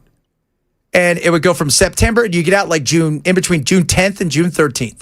It was great having 3 full months of summer. I remember getting out of school in late August, like the last week of August, and then not going back, or starting school in like the last week of August, and then getting out of school in the middle of May. Wow. See, I never started school that I can remember. Well, mostly never started anyways, but still, right after Labor Day. That was the last thing you did was Labor Day weekend. And I remember when I was younger, we played in a big tournament every year called North Huntington Beach Soccer Tournament. It was a massive tournament, still is a massive tournament. And Labor Day weekend was it. And then you started school on a Tuesday. And then you go to school. And then you would get out in June. and then you'd have 3 months off. I asked Jack the other day, I said, Jack, when do you go back to school? He goes, like the first week of August. Why? First of all, it's still so damn hot. It is very hot. That is true. I mean, a lot of the argument is, I guess it goes back to, when, sons wouldn't be needed, on the farm and that sort of thing. I'm not really sure why, that wasn't really the case for you and I whenever we were going to school. But we still had, it just seemed like summer vacation lasted a long time. And now these kids, they don't get much vacation at all. Of course, it's spread out through the school year, though. Yeah, they get weird... longer, they get longer Thanksgiving and Christmas vacations. Yeah, because when I was a kid, Thanksgiving, you got off Wednesday if you were lucky. Right. Thursday, Friday. And that was it. Now it's like Jack's off for 10 days. They get 2 weeks off for spring break. They have a weird week. It's like, it's harvest week. You're like, what the hell is that? When we harvest their grades. They should. By the way, somebody just sent this. I was on the roof trying to change the air conditioner compressor. Had to come down. The temperature is 131. And he sent a picture of it. Goodness. People out there jackhammering. God bless you guys for doing that. Long sleeves. Yes. They're cooling long sleeves. That hat that you would wear, the hat you put on and it's got the long thing in the back. Yeah. Those are needed. Or the big, giant, huge hats that gardeners wear. Yep. I should start wearing those. I get one of the ones that look like they come from China. They're like, Chad, really? I'm like, it's the only one I can find. Man, I bet you were miserable in pants this morning. Dude, I was so miserable. You have no idea. Like, my legs were so upset at me. High school football starts next week. Wow. That is insane. That is insane. Football. Next week. Football. You mean practice, or they actually start? Practice. When do the games start? After the school year starts? Probably August. I'd probably. Dude, it's now where sometimes the games start before school's even back in. They'll have the first game before that. That is so weird. Yeah, how many students are you going to draw to that? I don't know. You know what? That's a great question. The other thing you were talking about, Ken, too, is about having 3 months off. We had so much off time during that. Now, looking back on it, I would like to have the break throughout the year. But we had so much off time that come August, you're like, I ain't got nothing to do. I've done everything. Right. Right? Yeah. It's like, I wonder what my friends are up to. And then you start thinking, I wonder what new clothes they got. Because apparently you're only allowed to get clothes the week before school. Remember when you go get new clothes and your mom would say, you can't wear these until school? Right. Well, that sucks. And then you grow 2 inches and they don't fit anyway. Yeah, that's Jack. Man, I always liked getting my supplies. Oh yeah. I mean, I'd set up my backpack or whatever. I don't think I had a backpack. I can't remember what I had, but I would set everything up to where, by God, I was going to make straight A's. And by the third day of school, I was tired of it. Yeah, straight A's my ass. You only wanted to go back to school because you wanted to see your friends who you didn't have access to and you didn't see. Didn't see them all summer long. Yeah. So that's the only reason you want to. And the minute that happened, you're like, and to see, hey, is there any new chicks in our school? Yeah. Right? And then you look around, you're like, all right, I've seen everything I need to. I'm ready for summer again. Let's get this going. Remember how different the girls looked once you went to the 7th grade? Oh, yeah. Because they had that was interesting. They had, they were starting to develop, is what you're trying to tell us. They didn't look at us very much anymore. They didn't. I'll tell you that right now. They wanted no part of whatever it is we were trying to offer them. You're welcome, ladies. Oh, Lord. Coming up, we got some more on Crazy White Woman Wednesday. So we got a new crazy person who is this time, she's going to talk about progressive issues and talk about when you should and shouldn't be a progressive person, which will make us laugh, among other things. Chad Benson, Super Talk 997.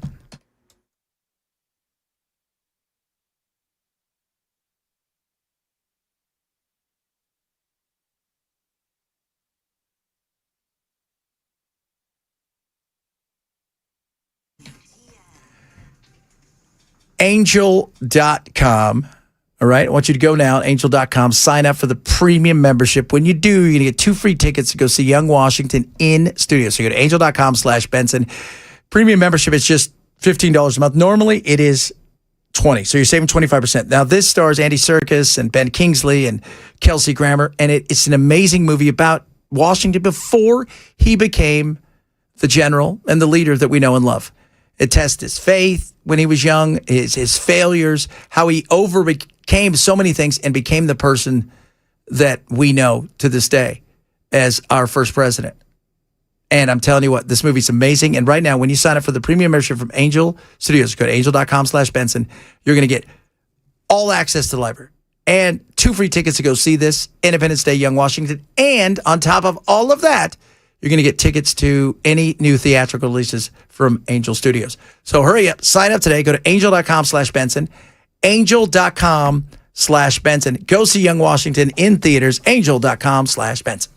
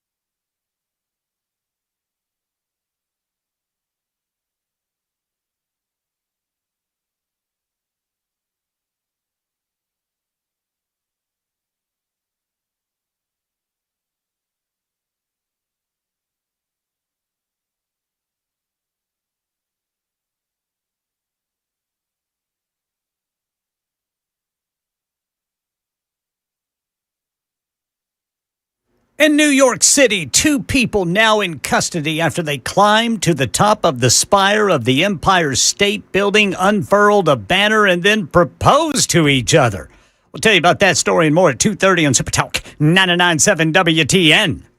Oh, it's all about love. And you know what? With that sign and what it says, I'm assuming one of them is progressive. It's White Woman Wednesday. She probably turned him down because if she was to say yes, she'd be giving in to the patriarchal society and heteronormativeness. And then she probably yelled at him saying, you should be waiting for me to propose to you. That's right. I'm the person who wears the wiener in this family.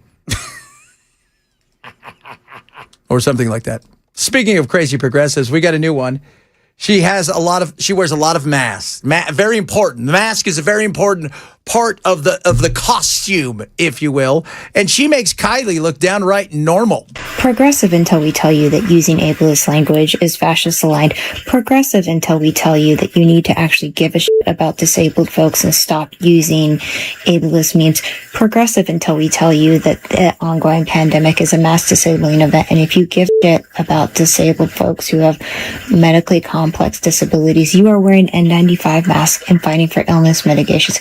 Progressive until we tell you that you are supporting and upholding the eugenics and genocide of the Congolese population by continuing to buy new electronics. Progressive until we tell you that purchasing a brand new electric car is upholding state-sanctioned genocide and torture of Congolese children. Progressive until we tell you that voting does nothing and that all you are doing is continuing to perpetuate fascist ideologies. Stop supporting cops. So let's start there. It starts with the wow. Let me tell you something, man. Whoa, like that's like you're almost like, is this satire? But it's not.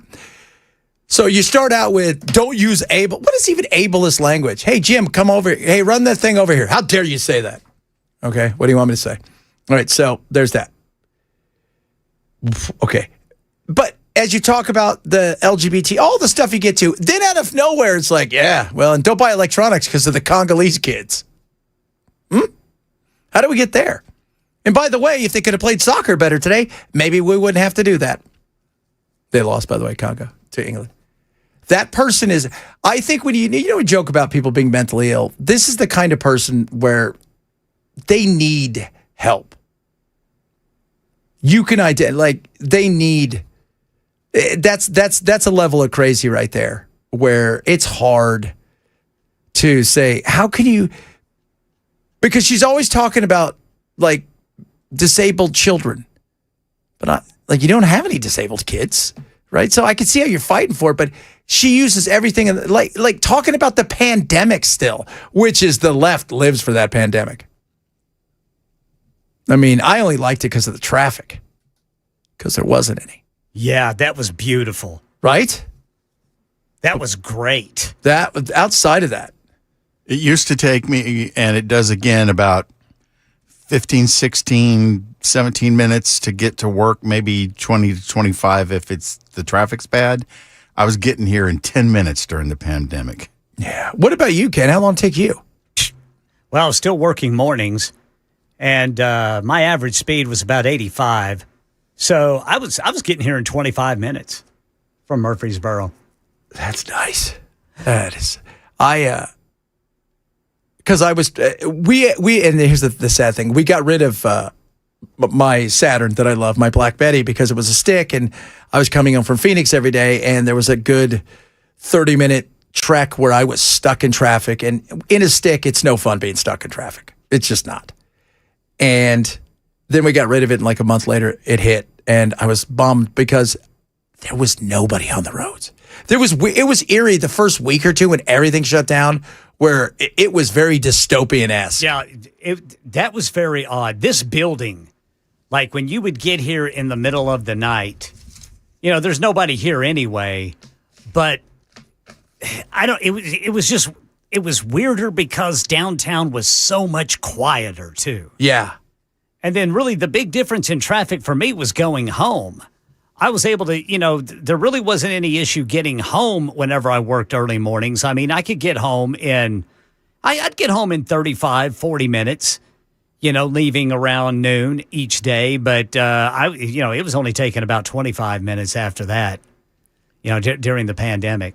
That it makes you feel sad because the pandemic's going on, obviously. But it also should piss you off going, damn, there's so many people here. When this is normal, it takes me an hour to get home. It was. But you know what's weird, too, is it never went back to the way it was. Traffic had become odd because so many people got used to working at home. The kids got used to that kind of stuff. So it was weird. Traffic started, you would get like rush hour at times that were weird, where it was like noon. Because people would work half days or this, that. It was odd, but these people that live in the perpetual, I need to wear a mask. You know what happens? Your body, you're going to end up catching something for real, like just a cold, and you're going to die. But you don't leave the house. And I said earlier, she's the kind of person that if you talk to her, she's wearing a mask on Zoom, because you could get the cooties. Which you don't want the cooties over the cable connection or the internet connection. They're small enough to travel through that thing. Do you remember there were companies that would tell people at home they needed to wear masks? Like, no, that's ridiculous. For what? Well, what if? What if what? Everybody here. There's nobody here's different. else here. The mask thing was that. Yeah. That was crazy. That was crazy. It was. The whole thing was crazy. The way that we acted was crazy. The way that we went about it. And we turned something that should have been, hey, how do we get out of this mess? What can we do that's going to be the best for us, society, that's going to get us back on track? There's going to be, and to politics. And then it went sideways. And then it was, you had people out there that are like, I'm never going to get a shot. It's stupid. It's, I'm going to become metal and they're going to put a chip in me. To the other people out there was like, I got 9 boosters today. Yeah. Yeah. You're like, what are you talking about? It was one extreme to the other. This is why extremes can't run the world, people, because it'll be a hot freaking mess. All right, coming up, speaking of extremes, we're going to talk about this church in Kentucky because we got to. We also have some text messages about Trump and his finances, and even a call. You can always leave a call. You can go to the old text line there and leave a message if you want to do that as well. Chad Benz Show, Super Talk 99.7.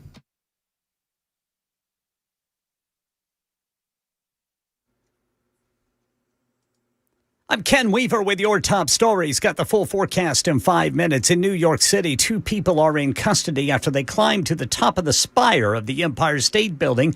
They unfurled a banner. One of the climbers then appeared to propose to the other before they climbed down. Here's Aaron Katursky. It is incredibly dangerous. It is likely a criminal trespassing situation. The NYPD is looking at the same images that we are, showing 2 people unfurling a banner at the top of the Empire State Building at a time when the NYPD has just started working 12-hour shifts and trying to blanket the city in security in anticipation of all the events tied to the 4th of July. Yeah, they are going to be charged. By the way, the flag the couple unfurled read, "When the power of love beats the world of power, the world knows peace." Here in Tennessee, the legal market for THCA flower and vape products has come to an end. Shop owners across the state reported heavy sales in the final hours before the ban took effect at midnight. Hemp industry advocates argue the move is going to push business and tax dollars out of Tennessee.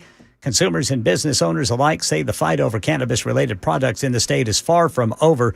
By the way, you can still get THC seltzers and edibles as long as they are under the federal legal limit of 0.30. Entertainment news. The music world is mourning Victor Willis, the lead singer and co-founder of the Village People, who died yesterday at 74. A statement from his family said he died after a brief but aggressive illness. Willis helped create one of disco's most recognizable acts and co-wrote the enduring hit YMCA. The song was later inducted into both the National Recording Registry and the Grammy Hall of Fame. That's the latest news. Weather's next. I'm Ken Weaver, WTN News.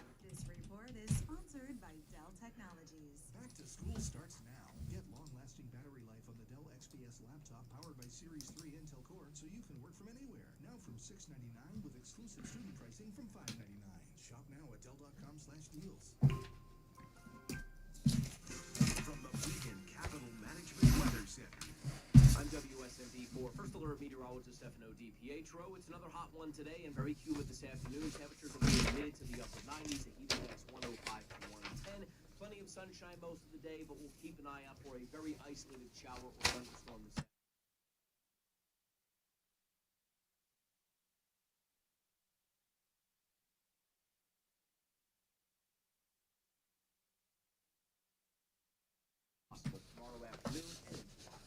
That's why you need USS to come out and make sure everything is okay.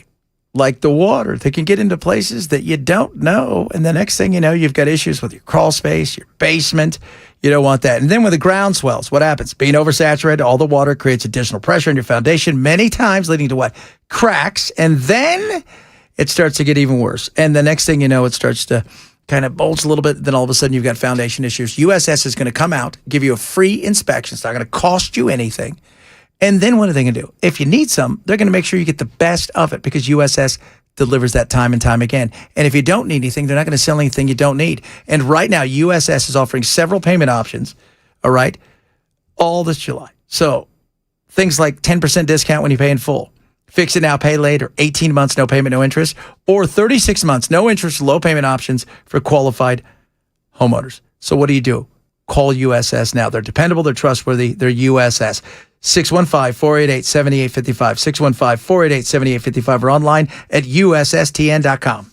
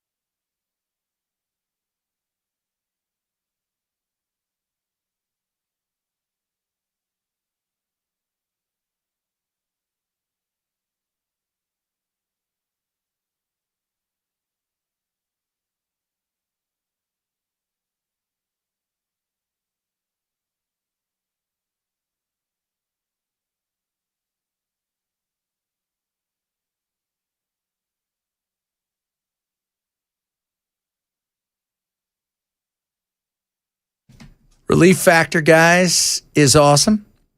It's naturally formulated. If you're like all of us, we get a little longer in the tooth. Bell and I were joking about it earlier today. It's like, well, it's because you're getting old. Everybody's getting older. And inflammation is the number one cause of aches and pains in your joints, okay, and your muscles.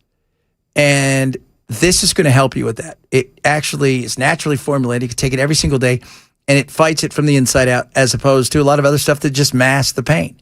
So if you're sick and tired of being sore all the time, having those aches and pains, try Relief Factor and see what it can do for you. It has been third-party tested, which is incredible for potency and purity. Top of that, when I talk to not only my listeners, but myself, somebody who does a lot, tries to do a lot, tries to keep up with my kids and do all the things, this stuff works big time. I'm telling you guys that. So if you do struggle with aches and pains, your joints, your muscles, Relief Factor is going to help you with that. Independence Day special right now, $17.76, 3-week quick start. So go to ReliefFactor.com now, ReliefFactor.com, or call 800-4-RELIEF, 800-4-RELIEF for Relief Factor.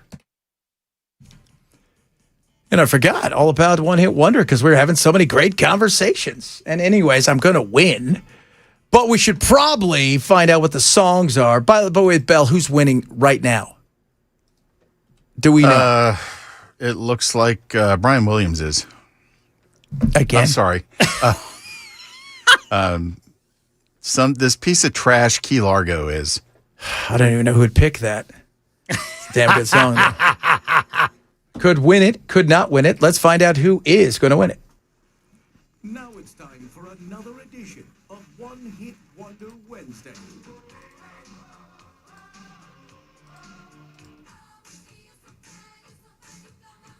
You may not remember the name of the band,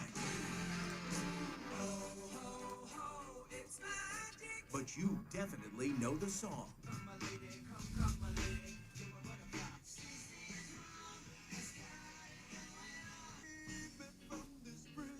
This is One Hit Wonder Wednesday. All right, so who will win this week? We're going to start with Ken. Ken's got a good one as opposed to Glass Tiger from Bell. Ken, what do you have from us? Thank you to listener Kathy Allen, who DM'd me this little gem.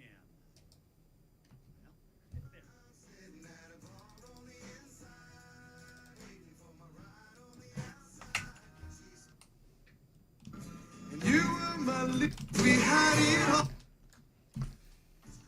Rehab is generally considered a one-hit wonder by the mainstream music audience with bartender songs, sitting at a bar, international hit. It reached number 64 on the Billboard Hot 100 in 2008. It became their most successful release. That said, fans of Southern rock, country, rap, and alternative rock often note that Rehab had a dedicated following. They released several albums and other charting songs, such as 1980, but none matched the commercial success of the Bartender song. And despite fading from the mainstream, the band, led by frontman Danny Boone, has continued to tour, release music, and maintain a cult following in the Southern hip-hop and alternative scenes. Not a bad song. That is a good song. You know, you guys keep accusing me of cheating. I fully believe, and I am committed to the fact that using the audience to pick your song is cheating. It is absolute criminal activity that should cause a cop to stop.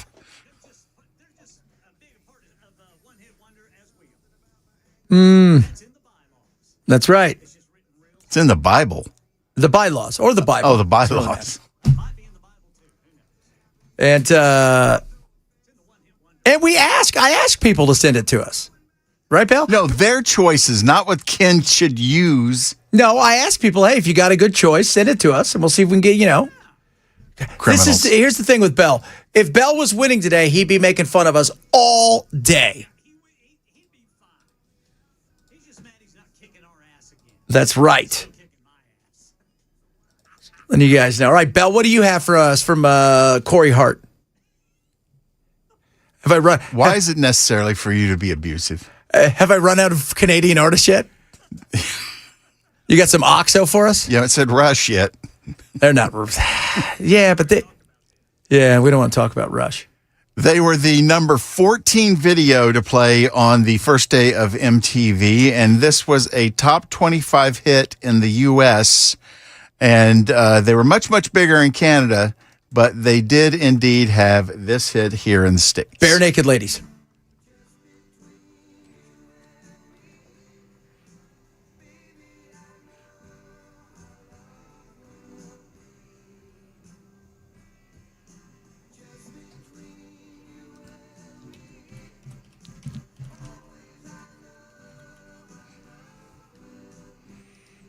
Triumph with, April Triumph. Wine. It sounded like Triumph. Celine Dion. With Just Between You and Me. I do too, but that wasn't a hit. I like Enough is Enough. I don't know if that's a good song or not. I just saw it, and it looks like it's power play. Oh, I thought you were talking about the hair band. I do like them. They're good. I like Roller. That's First Glance. That was their 78 album. It's pretty good. I like To Rock. Faster, Harder. That was a good album. And The Whole World's Going Crazy. 76. Like a Lover, Like a Song. Great song right there. From April Swine. The cover is really cool too, because I think it's Miles, their lead singer and rhythm guitarist, kind of out of focus, and he's got the head of a lion. Oh. By the way, if you're thinking to yourself, God, if only I could see them in concert, you can. They're going to be at Red Deer, at Beau's Bar and Stage, Kelowna, Canada, at the Prosper Place. Is that a casino? Beau's Bar and Stage? No, the Prosper Palace. Yeah, I think that is. I think Beau's Bar and Stage, it's just Beau's Bar and Stage. Beau couldn't think. He's like, I got to come up with some kind of snappy. I wonder how many original members are still left. That is a good question from April Because, Wine. it's like, I was a big fan. They started in 69. Can't be a lot. I was a big fan of Little River Band. Yeah. And they still tour, and there's not a single original member left. But the guy who owns the name leases it to these guys so they can go out on tour and pretend to be Little River Band. Wow. They're arguing they're the greatest Aussie rock band. No.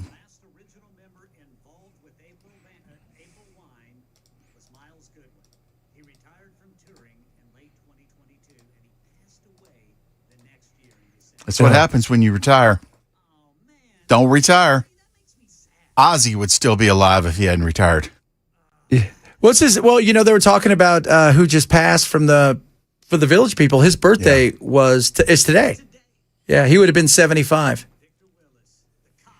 I wonder what the illness was he was suffering from. Yeah, because he's been out there with doing all the Trump stuff. They were never. afraid to do anything with Trump because they could have used him at the Great American. You know what I think's happened at the Great American Fair? I figured out the other day. I'm like, it's a bunch of ninjas. That's why you can't see them. You can't see any of the people in the crowd. It's just a bunch of ninjas. Yeah, but how does that help you when you're trying to sell tickets? It doesn't help you because ninjas are sneaky. Right, that's what I'm saying is like if you get ninjas and you can't see anything on stage, you got no benefit from getting ninjas. That's true. Well, there's not a lot going on there. I'm just letting you guys know that. But you know what? Would have packed that place out? My artist.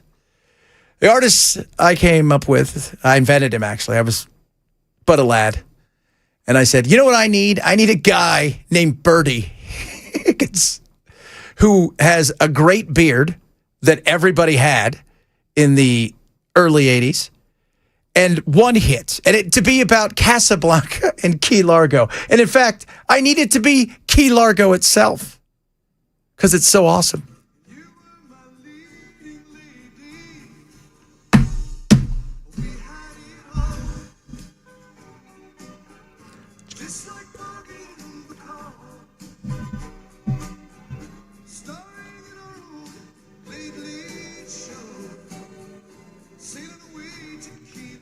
Such a great song.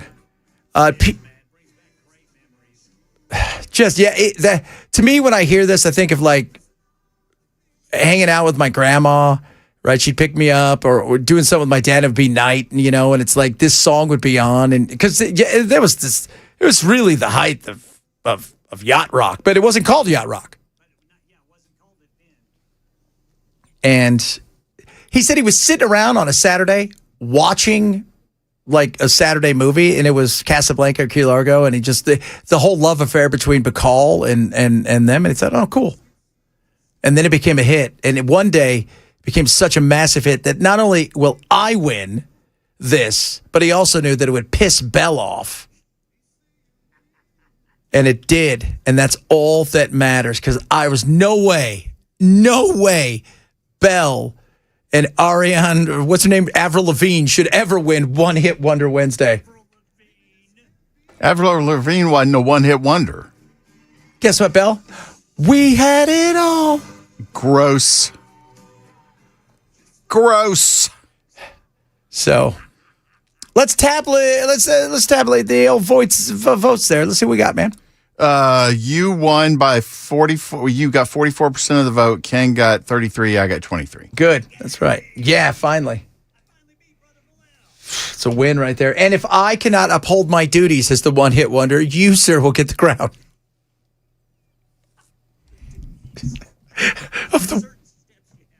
There is. I don't want to embarrass it at all. So I don't want to embarrass any of that stuff. Just letting you guys know that. Some of you are like, Ken gets my vote. It's 98 in Washington, D.C. I wouldn't go to the damn fair either. So, yeah. Well, let's remember, though, that any temperature in D.C. has to be modified by the fact that there's so much hot air coming So much hot air. That's right. People coming out of there. Feels like 209. But, here's the thing. It's the Great American Fair. And it wasn't like July should be a surprise. Yeah. So, I mean, I've gone to many a fair in the heat. Most of us have. No. True.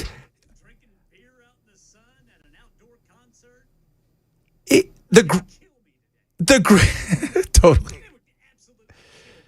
Yeah. Like when you were a kid, you're like, I'm going to get there. We're going to get there. We're going to stay. I'm going to ride some rides. We're going to have some fun. It's going to be great. I get there now. I'm like, I want to go over to the product places and see if I can buy a jacuzzi and or a bed because that's what you buy at fairs. Let's get a 12-foot pizza, 16 pounds of beef jerky, and I'd like some sort of fried butter on a stick wrapped in bacon, then dipped back in, and then has a drop of Dr. Pepper on top of it. And then let's go win some stupid, I'm going to go throw my arm out at something, and then I'm going to buy some giant ribs that look like they came out of Tyrannosaurus Rex, and then we'll close the place out. Nowadays, I'm like, I just want to go over, get a couple of things I need, look at a couple people because it's hilarious to look at, get a ginormous corn dog, and then I want to go home. Yeah, people watch. People watch. It's the best thing. Especially there. Because where else are you going to go and go, fuck, you should never have worn that, but good for you. That's the confidence we're looking for. We'll wrap it up straight ahead. Chad Benson Show, Super Talk 99.7.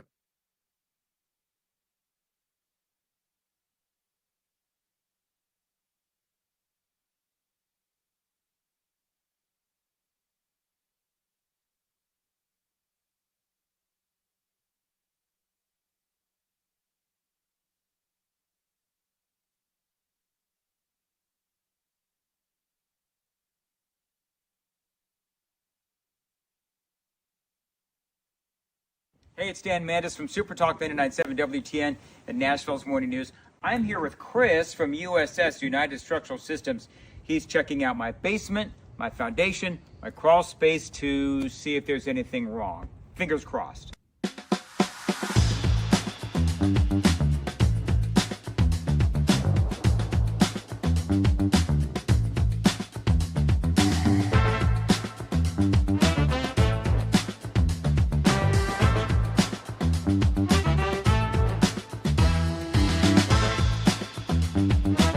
All right, so there's good news and there's bad news. The bad news is we found some cracks in my basement wall. The good news, I've got Chris here who's going to walk me through the next steps. Yes, so unfortunately, your house has been subject to the pressure of the dirt. The hydrostatic pressure, heavy dirt pushes on foundation walls, and you got a little bit of what we call bowing. So that wall is pushed in a little bit. But we have a lifetime warranty solution for that. So we install, usually in a day or two, this can be done in most situations. We install carbon fiber straps, which keep the wall from moving inward at any point in the future. It's a lifetime warranty for anybody that ever owns this house. So it's a quick and routine thing that we do, but it yields some long-lasting benefits. It's a great selling point if you want to sell your house. Absolutely. Good thing about our warranties is they're not only transferable, like the contract says, they're automatically transferred when you sell your house. So you don't have to sign any paperwork or even send us an email saying that you sold your house. Warranty would transfer to the next owner.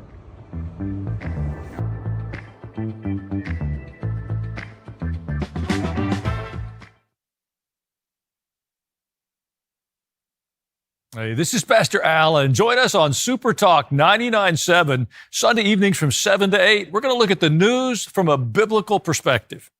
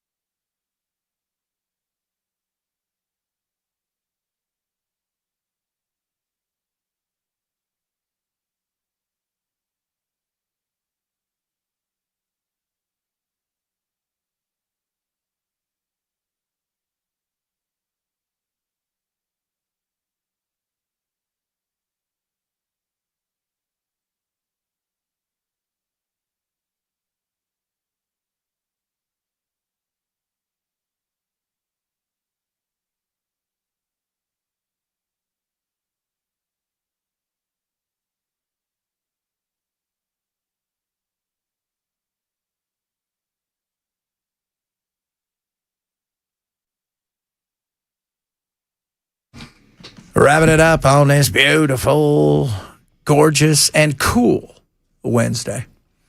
It's as cool as you want it to be. It wasn't very cool today when I had to go do the video. It's not that hot. Everybody calm down. Happens every year.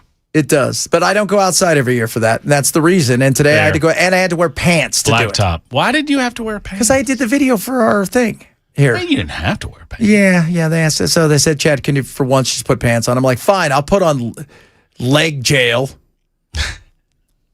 I think I told you yesterday. I was wearing the checkerboard, the red and white checkerboard. Looks like I came out of a diner from rural Alabama in the mid-1950s. I was about ready to have a picnic on you. Yeah, and I had the blue pants on, and I was leaving the house with the white belt and the white shoes, and I got told, no, you need to go back in there. I don't think you ever. The shirt looked like the Hager brothers from Hee Haw. Yeah, I'm just letting you know this. If you're wearing a white belt with white shoes, you win everything. That's what I feel like. Yeah. I feel that way, but I guess not so. I'm so in protest. I'm doing it today. So you get the white belt. I like it, man. I mean, you should be. I mean, that's a win right there. I mean, Cousin Eddie can do it. You can do it. I feel that way. I need some white patent leathers. Oh, God, those are so good. It's so great. They're back, baby. They're back. Yeah, but my I've French kissed. Everybody's French kissed. Yeah, but my daddy says I do it the best. That is such a great. She's doing the Kool-Aid with her hand. Yeah, so awesome. God. They say they call this stuff hamburger helper, but I feel like it does just fine all by itself. Cousin Eddie was so I wouldn't get too close to him there, Clark. He's got a lip thing. Yes, exactly. Right. So yeah, if he gets to going, you just let him finish on out of his way. That's right. But a word of warning, though, he gets going on you, best to just let him finish. It's a hell of a thing. He gets kicked by the mule, the eyes go cross, falls off the tractor, eye goes by straight. Are you serious, Clark? If I wait, no. It's surprise is when he surprises him. Surprise! You surprised, Clark? If I woke up tomorrow morning with my head sewed to the carpet, Eddie, I wouldn't be more surprised than I am right now. She's a beaut, ain't she, Clark? Don't get too attached to her because we're going to be leaving here and taking that with us in 6 weeks. Anyway, yeah. So it's July 4th. Yeah, I'm not here tomorrow. I'm not here. You're here tomorrow. I'm here tomorrow. It's a work day for most. Not everybody, but for most. For most, yes. Yeah. So nothing planned special? Nah, just hanging out. I'm riding the bike. Did Ken say it's the hottest day of the year tomorrow? Yes. Yeah, I'm jumping on the motorcycle tomorrow morning. Gonna ride around a little bit, see what's up. Nice. See what's up. See if I can keep it in the wind. Wear your shorts and just go, dude. Just roll. That's what I would do. That's the problem is that I can't make myself wear. Yeah, I'm old enough now. I can't make myself wear shorts on the bike. I used to do it all the time, but I don't do it anymore. Well, yeah, because I mean, come on. We're not as spry as we used to be. And even if you're not going to die, there's still a chance something could happen. Well, I've seen, my brother, I had a bike before my brother did. My brother got a motorcycle. He got a Suzuki, and he was a little wild on it. And he went down in a gravel parking lot. And I walked in to the hospital, and they were scrubbing him. They're scrubbing his leg. They had shorts on. They're scrubbing his leg down, getting the little gravel pieces out of the old leg. His high as a kite. They didn't care. Hey, what's up? It's okay, but I tell you what. How's my bike? Waking up at 2 a.m, stuck to the sheets. I bet that wasn't a good time. Yikes! What are you talking about today? We are talking about new laws in the state of Tennessee, pot laws, etc. We're talking to Johnny Garrett about the Nashville Fairground Speedway, amongst other things. Right on, brother. You have a good one, and I'll see you on Monday. Have a good 4th.